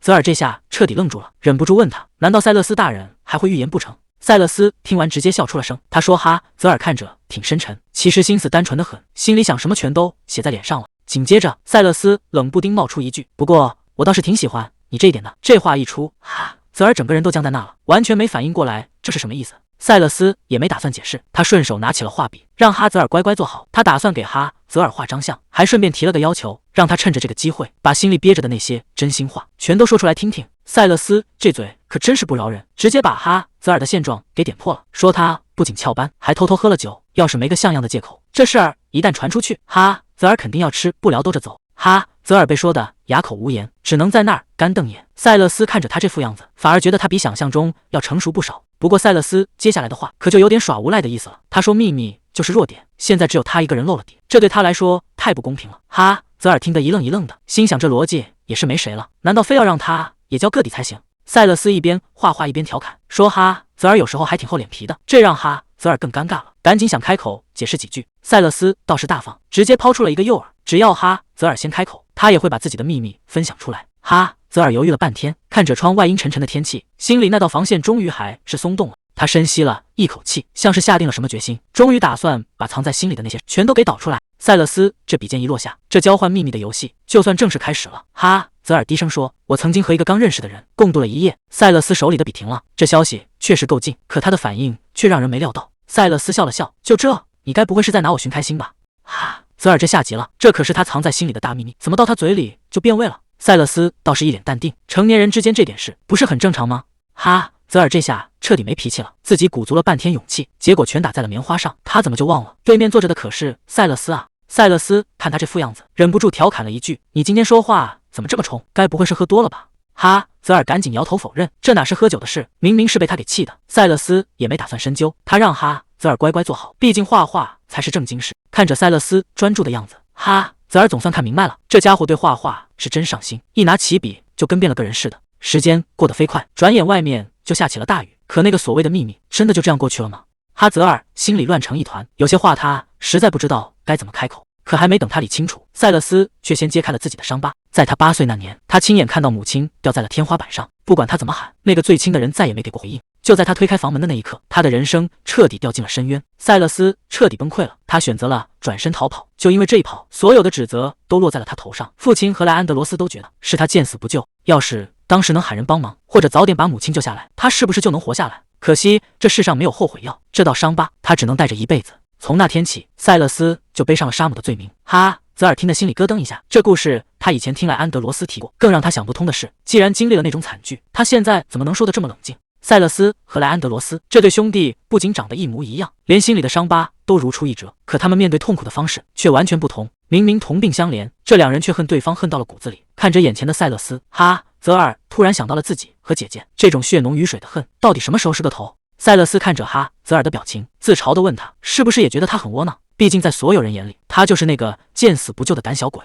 可哈泽尔却直接否定了他的话，说他一点都不窝囊。那时候他才8岁啊，一个8岁的孩子遇到那种事，怎么可能不害怕？这么多年了，塞勒斯听到的全是谩骂和指责，从来没人站在他的角度想过，那个8岁的小男孩当时到底有多绝望。哈泽尔这句体谅的话，直接戳中了他藏了多年的伤疤。塞勒斯怎么也没想到，第一个愿意体谅他的人，竟然会是哈泽尔。他终于露出了笑容，说哈泽尔是第一个对他这么温柔的人。塞勒斯终于停下了笔，问哈泽尔要不要看看成品。哈泽尔凑过去看了一眼，却提出了一个奇怪的要求，他想让塞勒斯改画里的样子。塞勒斯笑着调侃他，说大家画肖像都想画漂亮点，难道他也一样？可哈泽尔接下来的话让塞勒斯彻底摸不着头脑了，他不仅要改发型和脸型，还要把头发改成黑色，甚至连鼻子都要画圆一点。塞勒斯虽然觉得他要求真多，但还是耐着性子按照他的意思一笔笔修改。等画完最后一笔，塞勒斯看着画纸，整个人都愣住了。他忍不住问哈泽尔，你确定要这么画？这画上的女人跟哈泽尔根本就是两码事，简直换了个人。看着改完的画，哈泽尔倒是挺满意，直接点头说这样就行。塞勒斯这下反倒有点不自在了，他凑过去提醒哈泽尔别对他抱太大期望，毕竟他这人画画全看心情。哈泽尔笑着回了一句，说有才华的人都这样，他完全能理解。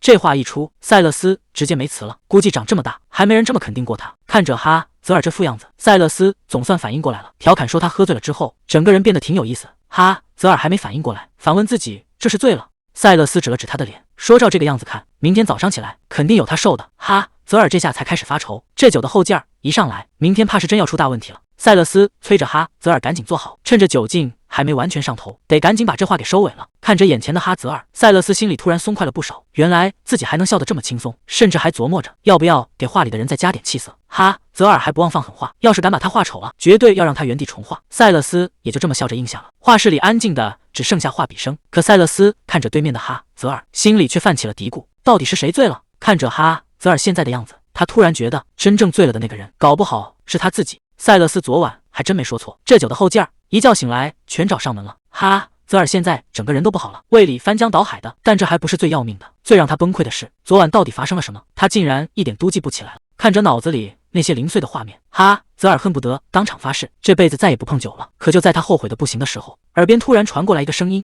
莱安德罗斯就这么站在他面前，语气里听不出什么情绪，问他是不是不擅长喝酒。这下麻烦大了，昨晚喝醉的样子，该不会全被他看在眼里了吧？哈泽尔直接上手去扯莱安德罗斯的领带，莱安德罗斯就这么盯着他，也没说话，直接顺着他的手把领带给扯开了。这下哈泽尔彻底傻眼了，看着眼前的莱安德罗斯，哈泽尔只能硬着头皮尴尬的陪笑。哈泽尔小心翼翼地问：您要是对这条领带不满意，要不我帮您换一条？莱安德罗斯冷淡地回了一句：没那个必要。这态度直接把哈泽尔给气炸了，明明是想找个台阶下，结果人家根本不领情。就在这尴尬的时候，外面传来了敲门声，说是莉莉安斯小姐过来了。莱安德罗斯二话没说，直接转身就往门口走。门一打开，莉莉安斯就站在外面。这一大早的，她居然主动找上门来了。莉莉安斯看着莱安德罗斯，语气里全是歉意，说是为了昨天发生的事，特意过来赔个礼。看着莉莉安斯这副样子，哈泽尔心里直犯嘀咕，估计这位大小姐昨晚也是一夜没睡好。莱安德罗斯倒是挺大方，直接让莉莉安斯别放在心上，毕竟不知者无罪，根本没必要特意跑来道歉。可紧接着，莱安德罗斯话锋一转，说昨天吓到了他，该道歉的人其实应该是自己。看着气氛刚好，莱安德罗斯顺势发出了邀请，问他要不要去花园里喝杯茶。莉莉安斯一听这话，整个人都乐开了花。站在一旁的哈泽尔看明白了，昨天那场意外反而成了这两个人的催化剂。虽然看不清莱安德罗斯现在的表情，但他敢肯定，这家伙绝对在偷着乐。还没等他缓过神来，脑子里突然闪过一个画面，这下彻底完了，他怎么把这么要命的事给忘了？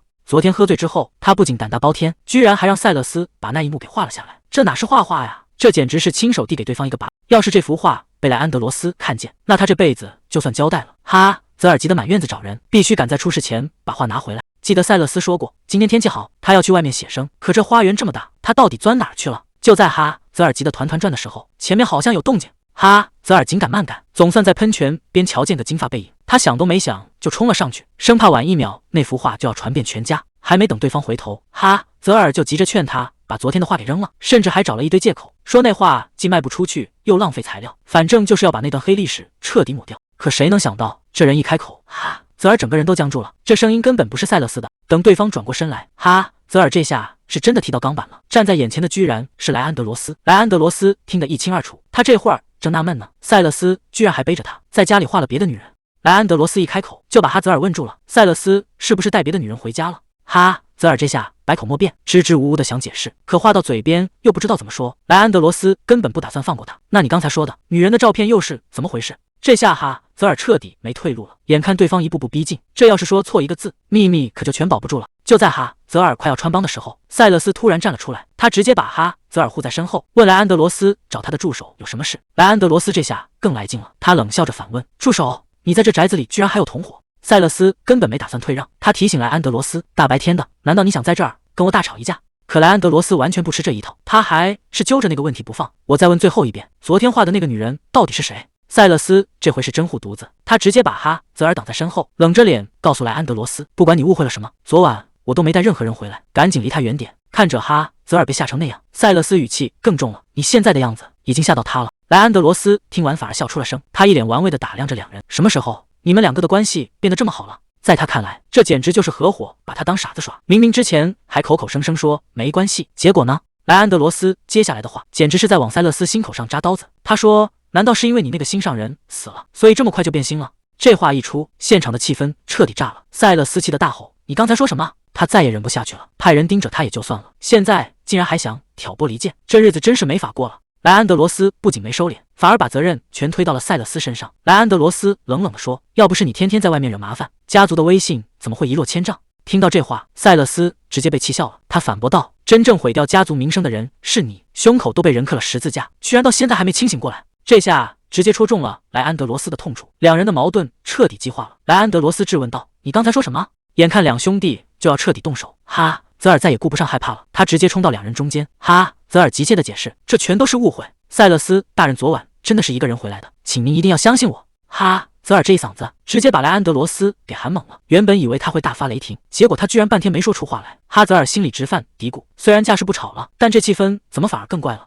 塞勒斯反应很快，他顺势拍了拍哈泽尔的肩膀。塞勒斯淡定地表示，他说的没错，我昨晚确实挺老实的。他甚至还反将了一军。塞勒斯冷笑着说，你要是不信，大可以去问问你派来跟踪我的那些人。为了彻底打消莱安德罗斯的疑虑，塞勒斯又补了一句，至于那张画确实是他画的，不过那只是脑子里想出来的女人罢了。哈，泽尔这下彻底慌了，他想拦住塞勒斯，可根本不知道该怎么开口。塞勒斯在那儿自言自语，黑头发圆鼻子，他每说出一个特征，哈，泽尔的心就往上提一寸。要是他现在就把真相说破，那之前所有的努力可就全白费了。莱安德罗斯突然停了下来，他转头看向塞勒斯，语气里满是嫌弃，你还是跟以前一样，让人觉得不舒服。这话说的没头没脑。哈，泽尔在旁边听得一愣一愣的，虽然危机暂时解除了，可他心里还是觉得堵得慌，就算是为了掩护，也没必要把话说的这么难听吧。这兄弟俩的关系看来比他想的还要糟糕。莱安德罗斯临走前还特地回头看了一眼，这一眼看过来，显然他心里的怀疑还没消。结果他什么都没说，直接扭头就走，这背影看着可真够冷淡的。莱安德罗斯一个人呆着的时候，脑子里全是高桥美玲的影子。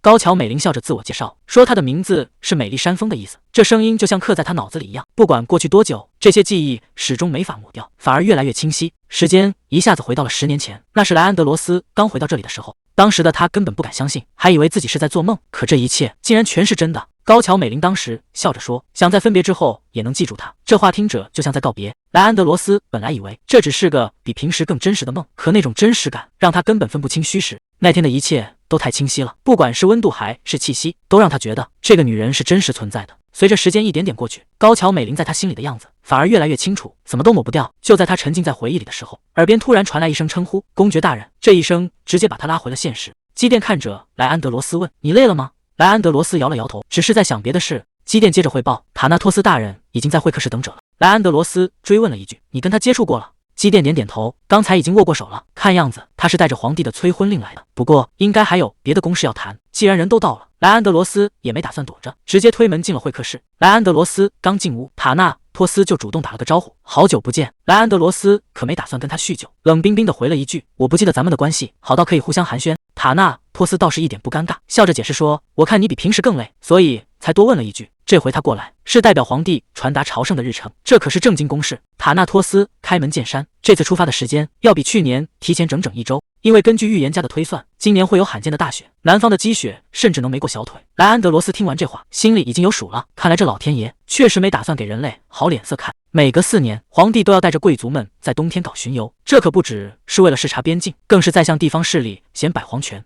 莱安德罗斯看着手里的行程表，这一趟走下来，少说也得3个月。要是真遇上大雪封路，回来的日子就更没准了。塔纳托斯不紧不慢地抛出一个重磅消息，皇帝这次还邀请了卡桑德拉公主，而且指名道姓要莱安德罗斯负责她的起居。塔纳托斯看着莱安德罗斯，话里有话，这背后的意思你肯定比我更清楚。莱安德罗斯心里很清楚，这趟冬天的朝圣避不开，皇帝大概是想在出发前赶紧把他的婚事给办了。坐在一旁的基甸也看出来了，国王虽然平时宽厚，但现在显然已经到了耐心的极限，这事儿没得商量。至于那位卡桑德拉公主，来头可真不小，她是邻国的公主，跟莱安德罗斯不仅是远亲，还是青梅竹马的同窗。当初她本来是莱安德罗斯的第2任未婚妻，后来因为莱安德罗斯出了点状况，婚约才被迫取消了。可听说这么多年过去，她一直拒绝别人的求婚，非她不嫁。这下事情可变得复杂了。基甸在一旁看着，总觉得这事儿背后没那么简单。塔纳托斯这番话摆明了是在给莱安德罗斯下最后通牒。他说，要是你心里已经有了想娶的人，尽管直说，他好去向皇帝复命。莱安德罗斯站在窗边没接话，可他的心思早就飞到了窗外那片花园里。哈，泽尔正抱着个大箱子在院子里忙活，结果脚下一绊，整个人直接失去了重心。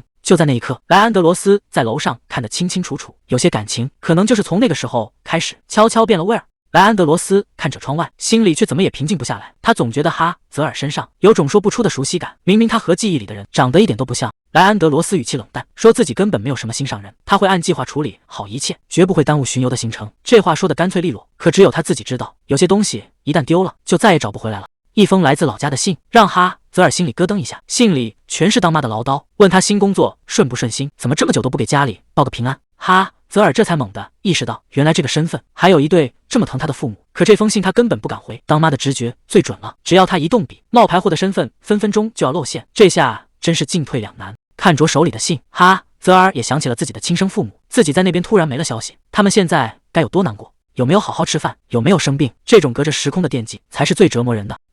泽尔想通了，与其在这儿瞎琢磨，不如把希望寄托在基甸说的先知身上，只要能找到回去的路，一切就都能重回正轨。这封信被他锁进了抽屉，这不属于他的亲情，他没资格替原主去回应。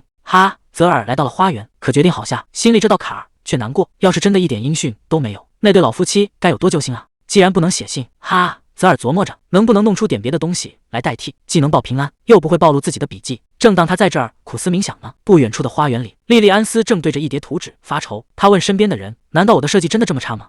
围在他身边的几个男人赶紧把头摇得像拨浪鼓，嘴里全是好听的话，说这设计简直完美。莉莉安斯听完更不高兴了，他心里清楚得很，这些人从小看着他长大，根本不敢跟他说半句重话，只会挑他爱听的说。这种客套的夸奖对他来说一点用都没有，他现在最缺的就是一份真心实意的建议。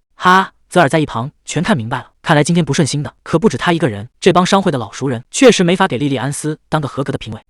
泽尔本来想趁着没人注意，悄悄从花园边上溜过去，毕竟现在的莉莉安斯正处于事业的低谷期，这种时候撞见准没好事。可还没等他走出2步，莉莉安斯就眼尖的发现了他，直接开口叫住了他。莉莉安斯笑着迎了上来，问泽尔这是要去哪？是去书房还是去塞勒斯的画室？泽尔只能尴尬的解释，说自己刚忙完早上的活，正打算趁着休息出来透透气。谁知道莉莉安斯突然一把抓住他的手，这热情劲儿把泽尔吓得够呛。莉莉安斯一脸期待的说：“上次看你干活就觉得你很有眼光，能不能帮我看看设计稿，给点真心实意的建议？”泽尔这下彻底傻眼了，自己一个当女仆的，居然被大小姐拉去当评委。可看着莉莉安斯那副认真的样子，这忙要是不帮，今天恐怕是走不了了。被莉莉安斯这么一路拽着，泽尔脑子里全是原著的剧情。按理说，莉莉安斯这次会赔个精光，甚至还会跟莱安德罗斯彻底闹翻。虽然最后他能靠这事儿翻身，成了商业大佬，但中间吃的苦可一点不少。泽尔这下纠结了，要是现在故意给他出点馊主意，让他按原剧情走，是不是才算稳妥？可一抬头看见莉莉安斯那副全心全意信任他的样子，这坏人他是真当不下去。泽尔心软了，要是莉莉安斯能少走点弯路，直接成功，对莱安德罗斯来说，没准也是件好事。想到这儿，泽尔接过了那份设计稿，夸了一句：“这设计真的很漂亮。”莉莉安斯一听这话，整个人都乐开了花。可还没等他高兴太久，泽尔就泼了一盆冷水。泽尔直言不讳说：“这设计虽然好看，但定位实在是太模糊了，根本不知道是要卖给谁。”莉莉安斯这下彻底听懵了。泽尔指着图纸解释道：“这件衣服又是束腰又是系带，没一个仆人帮忙，根本就穿不上去。这明显是给有钱人准备的。可剩下的几件衣服，款式却简单的跟女仆装差不多。那些追求奢华的贵妇，怎么可能看得上这种货色？”这一番话直接戳中了莉莉安斯设计的死穴。泽尔直接抛出了最核心的问题：“你这衣服到底是想卖给普通人，还是卖给那些有钱的贵族？而且最让人看不懂的是，你这摊子铺的也太大了，又是帽子，又是裙子，甚至连鞋子都想掺和一脚。你该不会是想一口气把所有人的钱都赚了吧？”这一连串的问题像连珠炮一样砸过来，莉莉安斯整个人都懵了。她支支吾吾的承认自己压根就没想过这些。看到莉莉安斯这副天真的样子，泽尔语气一下子变得严肃起来。做生意可不是闹着玩的，只要稍微出点差错，整个家业可能一下子就全毁了。说到这儿，泽尔突然停住了，因为他想起了自己的家，当初就是因为这样才落到那个地步的。这话说的太重了，连泽尔自己都愣住了。他怎么也没想到自己居然会当着莉莉安斯的面把心里最深的伤疤给揭开了。他赶紧低头道歉，直说自己太没规矩，竟然敢这么跟大小姐说话。毕竟在旁人看来，她这就是个不知好歹的女仆，在当众教训主子呢。这要是真计较起来，受什么惩罚都不奇怪。可莉莉安斯接下来的反应让所有人都没料到，她不仅一点没生气，反而还特别真诚地道谢，说这些话正是她现在最需要的。看着莉莉安斯那副开心的样子，泽尔反倒有点不好意思了，这悬着的心总算是落了地。莉莉安斯这下是彻底服了，直夸泽尔眼光毒辣。他还想拉着泽尔继续聊，毕竟这种真心话可不是随便谁都能听到的。可泽尔这会儿心里乱得很，找了个借口就要溜，说是下午还得去给塞勒斯当助手，这会儿可耽误不得。还没等莉莉安斯反应过来，泽尔就一溜烟跑没影了。这走的也太急了，简直像是在躲着什么人。看着泽尔远去的背影，莉莉安斯这心里空落落的。她是真心想跟泽尔交个朋友，可对方这态度总让她觉得中间隔着一层。难道说泽尔其实挺讨厌他的？泽尔一个人躲在后山，守着一堆火发呆。刚才在莉莉安斯面前，他虽然表现得很冷静，可心里那股劲儿还没过去。尤其是想到莱安德罗斯，他这心里就更乱了。本来还想问问塞勒斯那天画的那幅肖像画去哪了，结果现在连开口的机会都没了。更糟糕的是，塞勒斯居然就这么走了，什么都没留下，只给他留了一张字条，让他把剩下的东西全烧了。哈，泽尔现在是真没主意了。他本来还想找基甸商量一下，看看今天这事儿到底该怎么办，结果倒好，连基甸也找不着人影了。这种感觉最让人难受。每到这种关键时刻，身边竟然一个能说话的人都没有，好像全世界都把他给丢下了。就在泽尔最心灰意冷的时候，身后突然传来了动静。泽尔正愁没人说话呢，一回头，居然是这个老朋友找过来了。他这下可乐坏了，赶紧从兜里掏出宝贝，这几块方糖他可是随身带着，就盼着哪天能再遇上。泽尔一边喂糖一边感叹，要是手里有个相机就好了，非要给这家伙拍个够不可。看着他这油光水滑的样子，泽尔心里也有了底，这马身上一点伤痕都没有，一看就是被主人捧在手心里疼。虽然上次见面只是匆匆拉了一下缰绳，但现在看来他过得比谁都好。可就在泽尔放松警惕的时候，他突然意识到一个问题，这马既然在这儿，那它的主人是不是也就在附近？还没等泽尔反应过来，这马突然就撒起娇来了，一个劲儿的往他怀里钻，这力道可真不小。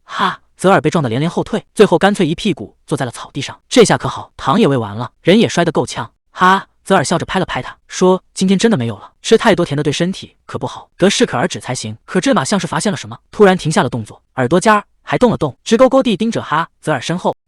泽尔也觉得纳闷，顺着他的目光回头一看，整个人直接僵住了。谁能想到莱安德罗斯居然就站在不远处，正一言不发地看着这一幕，也不知道他到底在那儿站了多久。泽尔赶紧站起来解释，说自己只是看马可爱，才偷偷喂了几块糖。可莱安德罗斯根本没接这茬。就在泽尔不知所措的时候，基甸突然喊出了一个名字：美玲。他兴冲冲地跑过来，手里还挥着个卷轴。可等他看清眼前的阵仗，步子一下子就停住了。泽尔现在整个人都麻了，心里只有一个念头：这下该怎么收场？莱安德罗斯却根本没理会旁人，他只是盯着泽尔，轻声问了一句：“美玲。”基甸这一声美玲，直接把泽尔的退路全给堵死了。泽尔现在脑子里乱成一团，根本不知道该怎么办才好。偏偏基甸还在一步步逼近，躲是躲不掉了。基甸直接走到莱安德罗斯跟前，开口第一句话竟然是：“你这是喝酒了吗？”可奇怪的是，莱安德罗斯竟然一点反应都没有。泽尔在旁边看得一愣一愣的，难道他刚才没听见？还是说他根本不在乎这个名字？基甸也没管泽尔怎么想，转头就开始叮嘱莱安德罗斯，说太阳太毒了，要注意身体，还说去首都之前得把酒货要都给戒了。莱安德罗斯显然听烦了，半天没吭声。基甸看他这副样子，忍不住调侃了一句：“怎么现在连说都说不得了？”莱安德罗斯没好气的回了一句：“你是不是还把我当成那个分不清左右的小屁孩呢？”结果基甸笑得更开心了，在他眼里，就算活了100岁，那也还是个孩子。莱安德罗斯这一眼扫过来，泽尔现在是进退两难，生怕他下一句就问身份的事。可莱安德罗斯压根没往那儿想，他反倒是一脸嫌弃地问基甸：“你该不会也要跟着我们一起去巡礼吧？”基甸听了这话，直接笑出了声。他一边拍着莱安德罗斯，一边在那儿打趣，说：“真要让他这把老骨头跟着，那简直就是虐待老人。”莱安德罗斯这下更无语了，就基甸这副样子，还好意思自称是长辈？莱安德罗斯终于听不下去了，他牵着马头也不回地走了，只留下一个冷漠的背影。泽尔这下彻底坐不住了，他赶紧追上基甸，想问个清楚，刚才那一幕到底是怎么回事？基甸倒是表现得很轻松，长舒了一口气，好像刚才那场危机已经过去了。可莱安德罗斯真的没起疑吗？他独自走在林子里，显然有自己的打算，连旁边的马都觉得这气氛不对劲，这事儿恐怕没那么简单就翻篇了。莱安德罗斯越想越不对劲，基甸刚才打招呼的方式实在是太自然了，自然得让他心里直发毛。泽尔这边已经彻底炸锅了，他怎么也没想到基甸竟然把那个名字随口就给说出来了。基甸在那儿笑得直不起腰，泽尔却急得语无伦次，连话都说不全了。他指着那匹马，整个人都快崩溃了。那个名字竟然被基甸安在了一匹马身上。泽尔现在满脑子都是美玲这个名字，这下好了，他和这匹马竟然共用一个名字。基甸在那儿笑得停不下来，说这事儿真不能全怪莱安德罗斯，那匹马其实是基甸送的礼物。当时莱安德罗斯的状态特别差，基甸本来是想让他有个寄托，好缓解一下心里的孤独，谁能想到莱安德罗斯天天对着马念叨，一遍又一遍地喊着那个名字，结果这马还真听进去了。现在只要一喊美玲，他就知道是在叫自己。基甸还不忘再补一刀，说为了让马能分清谁是谁，泽尔以后得管这匹马叫美玲姐姐。泽尔听完这番话，整个人彻底抓狂了，这都叫什么事儿啊？他一边揪着头发，一边崩溃大喊：“莱安德罗斯，你这个大笨蛋！”这下好了，他不仅要跟一匹马争宠，还得管他叫姐姐，这日子真是没法过了。基甸还在那儿装模作样地关心，泽尔一眼就看穿了，他明明就是在憋笑。泽尔赶紧换了个话题，既然巡礼是在冬天，为什么现在就要去首都？基甸解释说，只要巡礼的日程一定下来，各地的领主就要往首都赶，为了能顺利熬过冬天，皇帝会提前给他们机会去商量税收的事儿。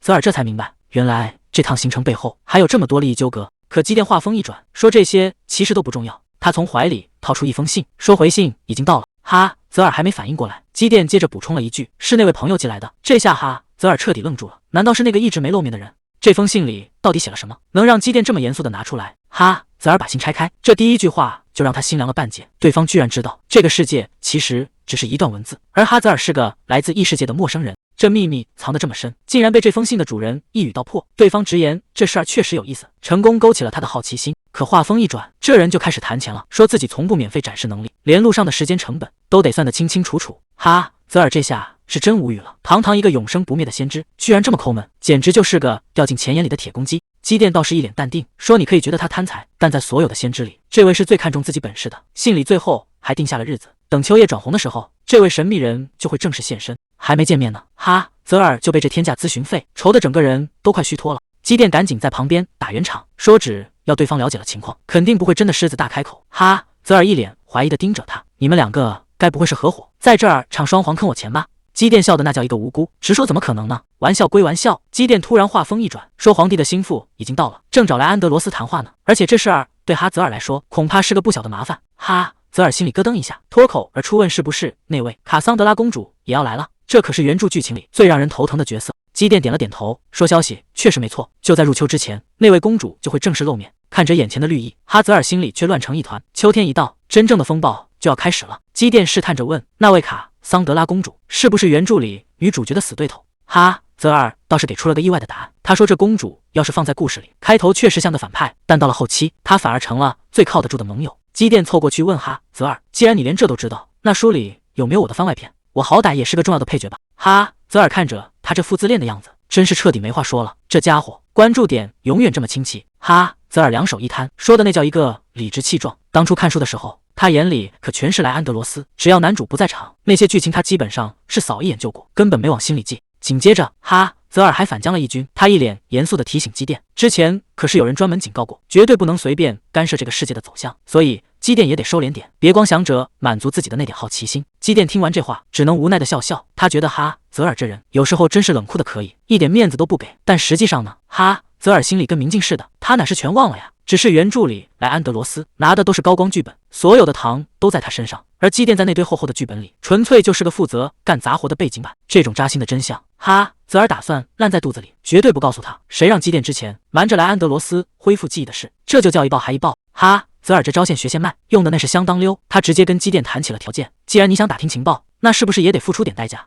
基甸在旁边听得直摇头，忍不住吐槽了一句，说哈泽尔这坏习惯真是学得越来越快了。转眼间，哈泽尔已经回到了书房忙活，他爬上高高的梯子，打算趁着天气好，把这些大部头都翻出来透透气。哈泽尔一边拍打着书页，一边自言自语，说这下天湿气重，要是再不赶紧清理，这些宝贝书非要发霉不可。结果这书一打开，积攒了不知道多久的灰尘，直接扑了他一脸，呛得他直咳嗽。就在他忙得不可开交的时候，身后传来了脚步声。哈泽尔头也没回，就开始交代接下来的工作。他说这房间以后的经常通风，不然到了盛夏，这些书可就全毁了。可他还没意识到，进来的这个人并不是平时帮衬的仆人。哈泽尔头也不回的忙活着，顺嘴就吩咐人家帮忙把梯子下面那本修订版拿过来。对方倒也干脆，一言不发就把书递到了他手里。哈泽尔接过书，突然想起件事来，他一边忙着手里的活，一边随口问了一句，前2天那封信你到底回了没有？要是还没回的话，话还没说完，哈泽尔下意识的往下一看，整个人直接僵住了。站在梯子下面的哪是什么仆人，竟然是莱安德罗斯。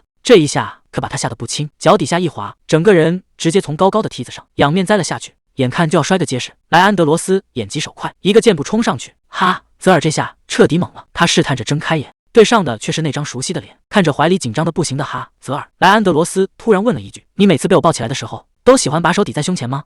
哈泽尔这下更尴尬了，只能支支吾吾的回答自己也不太清楚。莱安德罗斯没再多说什么，顺势把他放回了地上，双脚一落地，哈泽尔赶紧道谢，只想快点结束这让人窒息的互动。哈泽尔刚想赶紧逃跑，结果莱安德罗斯一句话就把他给叫住了。莱安德罗斯问他，难道就这么谢一句就完了？哈泽尔这下彻底乱了阵脚，嘴里一会儿对不起，一会儿谢谢你，整个人都快转成陀螺了。看他这副样子，莱安德罗斯忍不住笑出声，说自己只是开个玩笑。可还没等哈泽尔松口气，莱安德罗斯突然凑了上来，直接把他堵在了墙边。这气氛一下子就不对劲了。就在这气氛最暧昧的时候，莱安德罗斯突然伸手往墙上一指，说这地方全是灰。哈泽尔这下彻底懵了，心里直犯嘀咕，明明刚才仔细擦过，这男人绝对是在找茬。莱安德罗斯倒是一脸淡定，还顺便损了他一句，让他先去擦那些够得着的地方，别整天爬上爬下的。看着莱安德罗斯离开的背影，泽尔只能老老实实的答应。原本以为要发生点什么，结果只是被抓着干活了。这种日子到底什么时候是个头？还没等他缓过神来，新的麻烦又要找上门了。刚从莱安德罗斯那儿逃出，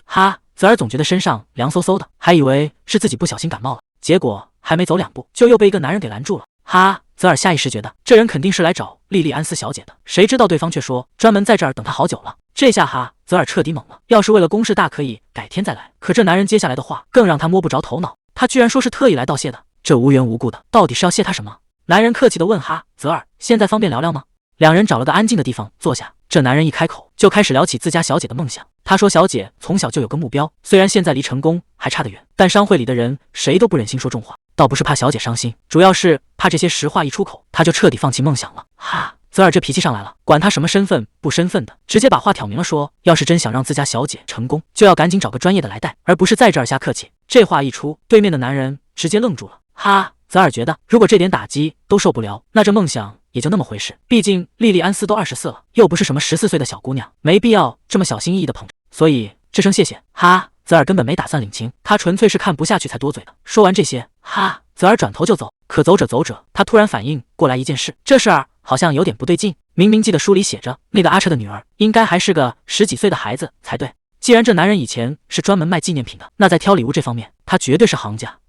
泽尔正好有个心事想请教一下，他最近收到了父母的来信，比起干巴巴的写回信，他更想寄点像样的东西回去，好让家里人彻底放心。男人想了想，提议送一套茶具最合适，而且巧的是，他手里刚好就有一套多出来的，这原本是给公爵大人准备的礼物，现在他居然打算直接送给泽尔。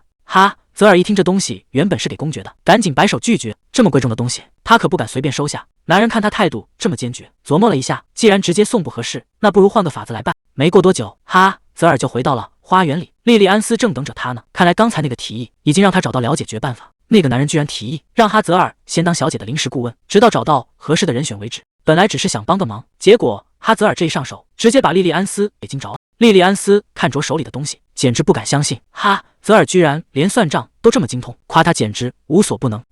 泽尔只能在那儿打哈哈，说自己只是略懂皮毛。其实他心里清楚，上辈子天天跟数字打交道，早就干腻了。不过比起洗衣服干杂活，这份差事确实更适合他。可还没等他松口气，真正的难题才刚开始。塞勒斯往那一坐，让泽尔专心干活，别管他，反正他今天本来就打算休息。泽尔心里直犯嘀咕，这架势简直像老板亲自来监工了。而且这家伙哪天不在休息啊？真是好久没见他露面了。塞勒斯倒是一脸淡定，反问了一句：“是吗？”泽尔算是看透了，这人完全是按自己的节奏活，根本不在乎别人的眼光。不过看他气色比上次好多了，泽尔心里也算松了口气。可他自己现在却不太妙，肚子一直不舒服，好像还感冒了。就在他强撑着干活的时候，塞勒斯突然盯着他的账本，问了一个让他心惊肉跳的问题：“你该不会是皇家学院毕业的吧？”塞勒斯盯着账本，问他这算账的方法是跟谁学的，甚至怀疑他是自己的学妹。这下泽尔反应过来了，坏了，忘了这世界的算法跟以前不一样，这马脚漏的也太快了。他只能硬着头皮回答，说自己大概不是那儿毕业的。塞勒斯听完都懵了，是不是自己学校出来的？这事儿还能用大概来形容？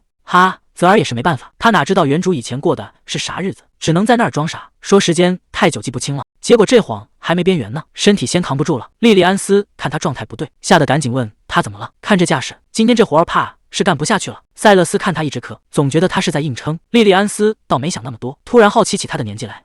泽尔顺口就说自己24，这下可把莉莉安斯高兴坏了。原来两人同岁，这关系一下子就拉近了不少。结果塞勒斯在旁边冷不丁来了一句：“上次你不是说自己22吗？”这下尴尬了，记性太好，有时候真不是什么好事。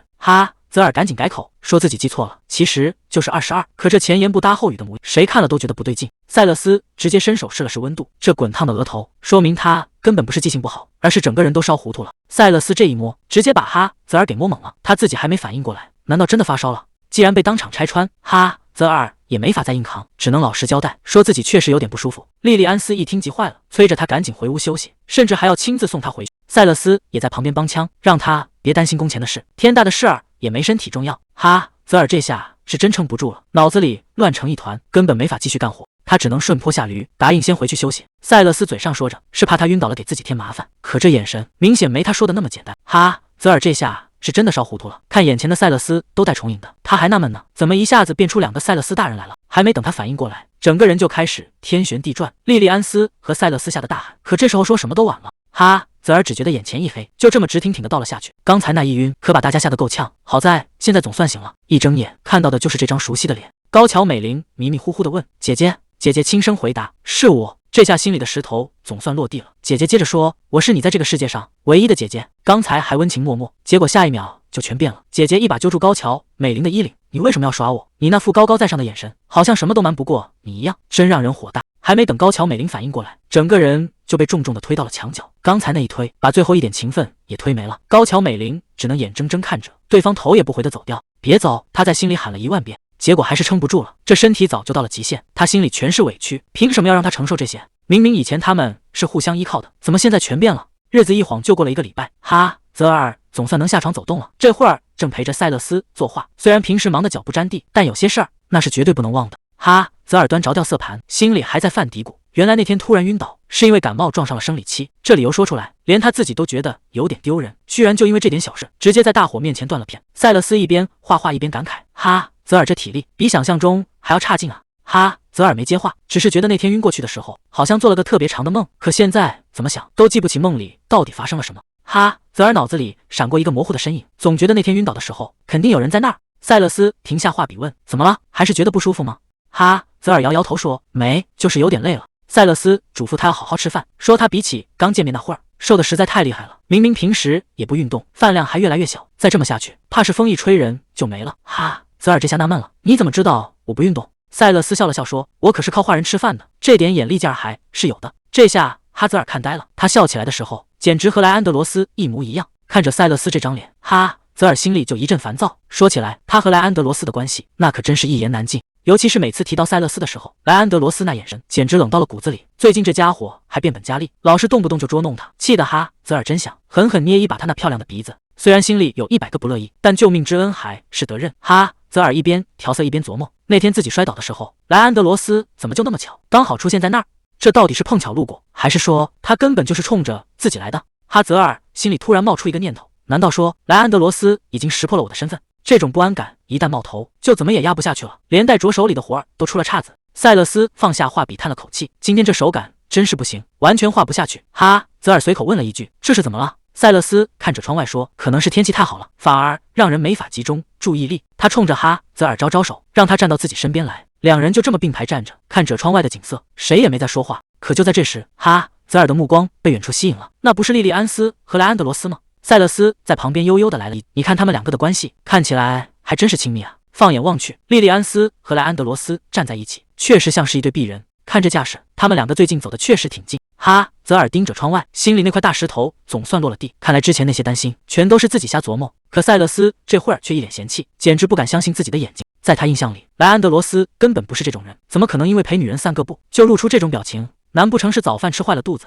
这反常的举动让塞勒斯越想越觉得不对劲，他转过头，突然叫住了哈泽尔。塞勒斯突然一脸严肃，让哈泽尔先冷静听他说。结果他冒出来一句：“你肩膀上有只毛毛虫。”哈泽尔整个人都不好了，颤抖着问他是不是开玩笑。塞勒斯还煞有介事的补了一刀，说自己也是第一次见这么大一只虫子，刚才明明还没有，到底是从哪儿爬出来的？哈泽尔吓得魂都飞了，语无伦次的问到底在哪边。塞勒斯让他别动，说要帮他把虫子拿掉。谁能想到这本来是个挺吓人的事，结果塞勒斯顺势一靠，两人的距离一下子拉得极近，这气氛转得也太快了。刚才还在说虫子，现在这画面怎么看都不太对劲了。塞勒斯把那只小虫子捏在指尖，安慰哈泽尔说：“看着没毒，不用担心。”哈泽尔这才松了一口气，刚才真是被吓得不轻。可塞勒斯并没有退开的意思，反而凑得更近了。他突然问了一句：“你是不是喷香水了？”哈泽尔这下更紧张了，赶紧解释说没有，还以为是自己身上有什么怪味。塞勒斯笑了笑，说这味道其实挺好闻的。接着他话锋一转，问哈泽尔打算抓到什么时候？哈泽尔还没反应过来，一脸懵地问他在说什么。塞勒斯指了指自己的衣服，哈泽尔这才发现自己的手正死死拽着人家的马甲，这下尴尬了。塞勒斯提醒哈泽尔，以后受惊了可别随便拽人衣服，这回是遇上他倒还好，要是换成别人那可就说不清楚了。哈泽尔听完直接愣住了，仔细一想，莱安德罗斯之前好像也说过类似的话，说他每次被抱起来手总喜欢往人家胸口凑，看来自己身上这些小习惯连他自己都没察觉到。为了缓解尴尬，哈泽尔赶紧换了个话题，问塞勒斯最近怎么不带模特回来了。塞勒斯倒是一脸震惊，说自己现在正忙着创作，根本不需要别的模特。可他们谁也没注意到，就在不远处的窗外，有一双眼睛正死死盯着这边。莱安德罗斯就站在阴影里，把刚才那一幕全看在了眼里。塞勒斯看着手里这沉甸甸的大盒子，你确定要让我寄这个？哈泽尔点点头，没错，就是这个。原来这套茶具是之前有个男人送给哈泽尔的，说是本来要送给公爵，结果多出了一套，顺手就给了他。哈泽尔也没想到这礼物居然这么大一份，塞勒斯这下有点骑虎难下了。他本来以为给哈泽尔父母寄的，也就是胸针之类的小玩意儿，所以才主动提出帮忙。哈泽尔赶紧道歉，说自己也是想快点寄回去，实在没别的办法了。看着这精致又笨重的茶具，塞勒斯一时间不知道该说什么好。哈泽尔也是个实在人，赶紧说这邮费肯定得自己出。塞勒斯倒是挺大方，直接上手揉了揉他的脑袋，说既然是看你困难才帮的忙，就别提钱的事了，赶紧把地址给我就行。哈泽尔把地址递过去后，塞勒斯随口问了一句，原来你是在海边长大的呀？这下可把哈泽尔问住了，他只能含糊的应付过去。看着塞勒斯抱着箱子走远，哈泽尔心里其实一点底都没有，说实话连他自己都不知道那个地址到底是不是哈泽尔的家乡，他只是凭着一封信上的邮戳瞎猫碰死耗子猜的。这是儿戏，想起来确实挺离谱。他这段时间光顾着围着主角转了，却忘了自己站着的这具身体也有他原本的人生，而自己对真正的哈泽尔竟然连一点了解都没有。哈泽尔突然意识到一个严重的问题，既然现在是自己在控制这具身体，这个念头一旦冒出来，就怎么也压不下去了。他看着镜子里的自己，总觉得隔着一层看不见的屏障，那真正的哈泽尔到底去哪儿了？如果原主还在某个地方看着，那自己现在的所作所为算不算是在偷走别人的人生？哈泽尔还没从刚才的纠结里缓过神，一转头就在花园里撞见了新面孔。莉莉安斯正悠闲地喝着下午茶，对面坐着的那个棕发男孩就是马鲁斯。莉莉安斯介绍说，这孩子是商会专门派来送账本的，小小年纪办起事来倒是挺利索。哈泽尔试探着打了个招呼，结果马鲁斯正忙着对付盘子里的蛋糕，只是简单应了一声。莉莉安斯这次进城显然收获不少，除了公事，还顺手带回了一堆精致的小物。这下花园里可热闹了。但莉莉安斯特意把这孩子留下来，恐怕不只是为了喝茶这么简单。莉莉安斯倒是挺大方，顺手就把点心推了过去，说哈泽尔你也别看着，赶紧趁热尝尝。这一口下去，哈泽尔整个人都升华了，这种甜到心坎里的滋味，简直像是在脑子里开了场交响乐。也难怪他这么激动，自从来到这个地方，每天不是温吞的稀汤，就是啃不动的硬面包，他都快忘了正儿八经的甜食是什么味儿了。看他吃的这么投入，莉莉安斯在旁边笑得特别温柔，说只要你喜欢，这趟进城就算没白跑。这哪是在吃点心啊，这简直是在救命。哈泽尔现在满脑子全是这种久违的幸福感。莉莉安斯顺手捧起那束花，说这是莱安德罗斯送的，专门为了感谢之前那个花瓶。谁能想到连刚才那些救命的点心竟然也是他准备的。哈泽尔忍不住问了一句，你们今天是一起出去的？莉莉安斯笑着点点头，说他给的东西实在太多了，自己一个人根本吃不完，还特意交代可以分给商会的大家。看到莉莉安斯因为他笑得这么灿烂，哈泽尔心里总算松了口气，这说明剧情终于回到了正轨，一切都在按原计划进行。但这真的就是最好的结局吗？看着莉莉安斯笑得这么开心，哈泽尔心里那块大石头总算是落了地。莉莉安斯突然叫住他，说有件事想问问他的意见。哈泽尔还没反应过来，就听见莉莉安斯凑到耳边，问他是不是正跟塞勒斯谈恋爱呢？这话问得太直接，哈泽尔整个人都傻了，他赶紧摆手解释，问莉莉安斯到底在胡说什么呢？哈泽尔现在满脑子问号，这误会简直离谱到家了，他怎么也想不到莉莉安斯竟然会觉得他和塞勒斯是一对儿，这要是传出去那还得了。哈泽尔赶紧把话挑明，说自己和塞勒斯纯粹就是打工的和老板的关系，根本没那种可能。可莉莉安斯压根不信，还神神秘秘的凑过来，提到了昨天在画室的事。这下麻烦了，莉莉安斯显然是误会了什么，而且看这架势，她是认定自己撞破了什么了不得的秘密。莉莉安斯正在莱安德罗斯面前一个劲儿的夸奖哈泽尔，说他最近帮了大忙，是个特别善良优秀的人，还顺嘴问了一句，公爵大人你是不是也这么觉得？结果莱安德罗斯半天没吭声，莉莉安斯觉得有点不对劲，试探着又叫了他一声。莉莉安斯凑到哈泽尔耳边扔出了一个重磅炸弹，说自己亲眼看见他和塞勒斯在那儿接吻呢，甚至连公爵大人都觉得他们两个的关系早就越界了。哈泽尔这下彻底坐不住了，当场拍着桌子否认，说这根本就是子虚乌有。哈泽尔现在是一个头两个大，这种离谱的结论到底是怎么得出来的？他急得直抓头发，为了彻底撇清关系，干脆直接放了个大招，说自己心里早就已经有人了。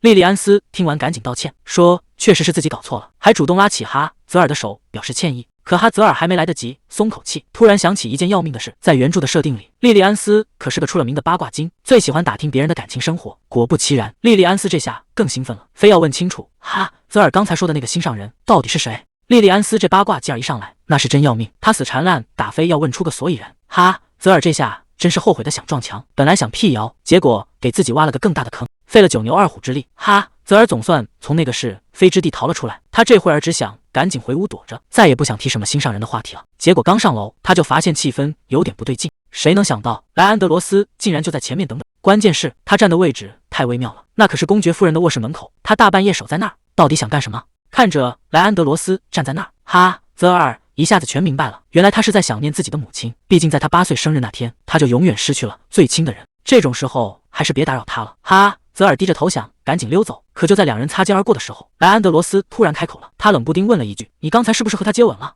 这话一出来，哈，泽尔整个人都懵了。原来莉莉安斯刚才说的那些鬼话，公爵大人竟然全都当真了。这下误会可真是闹大了。哈，泽尔赶紧解释说，公爵大人肯定是看错了，塞勒斯只是帮他抓个虫子，别说亲嘴了，他连手都没跟人家牵过。莱安德罗斯听完，只是淡淡的回了一句知道了，但他显然没打算就这么结束话题。他话锋一转，问哈，泽尔听没听过那个传闻，说这宅子的主人在20岁那年，因为爱上了一个梦里的女人，彻底疯了。这话说的哈，泽尔心里咯噔一下。莱安德罗斯步步紧逼，盯着他问：“你现在就没什么想对我交代的吗？”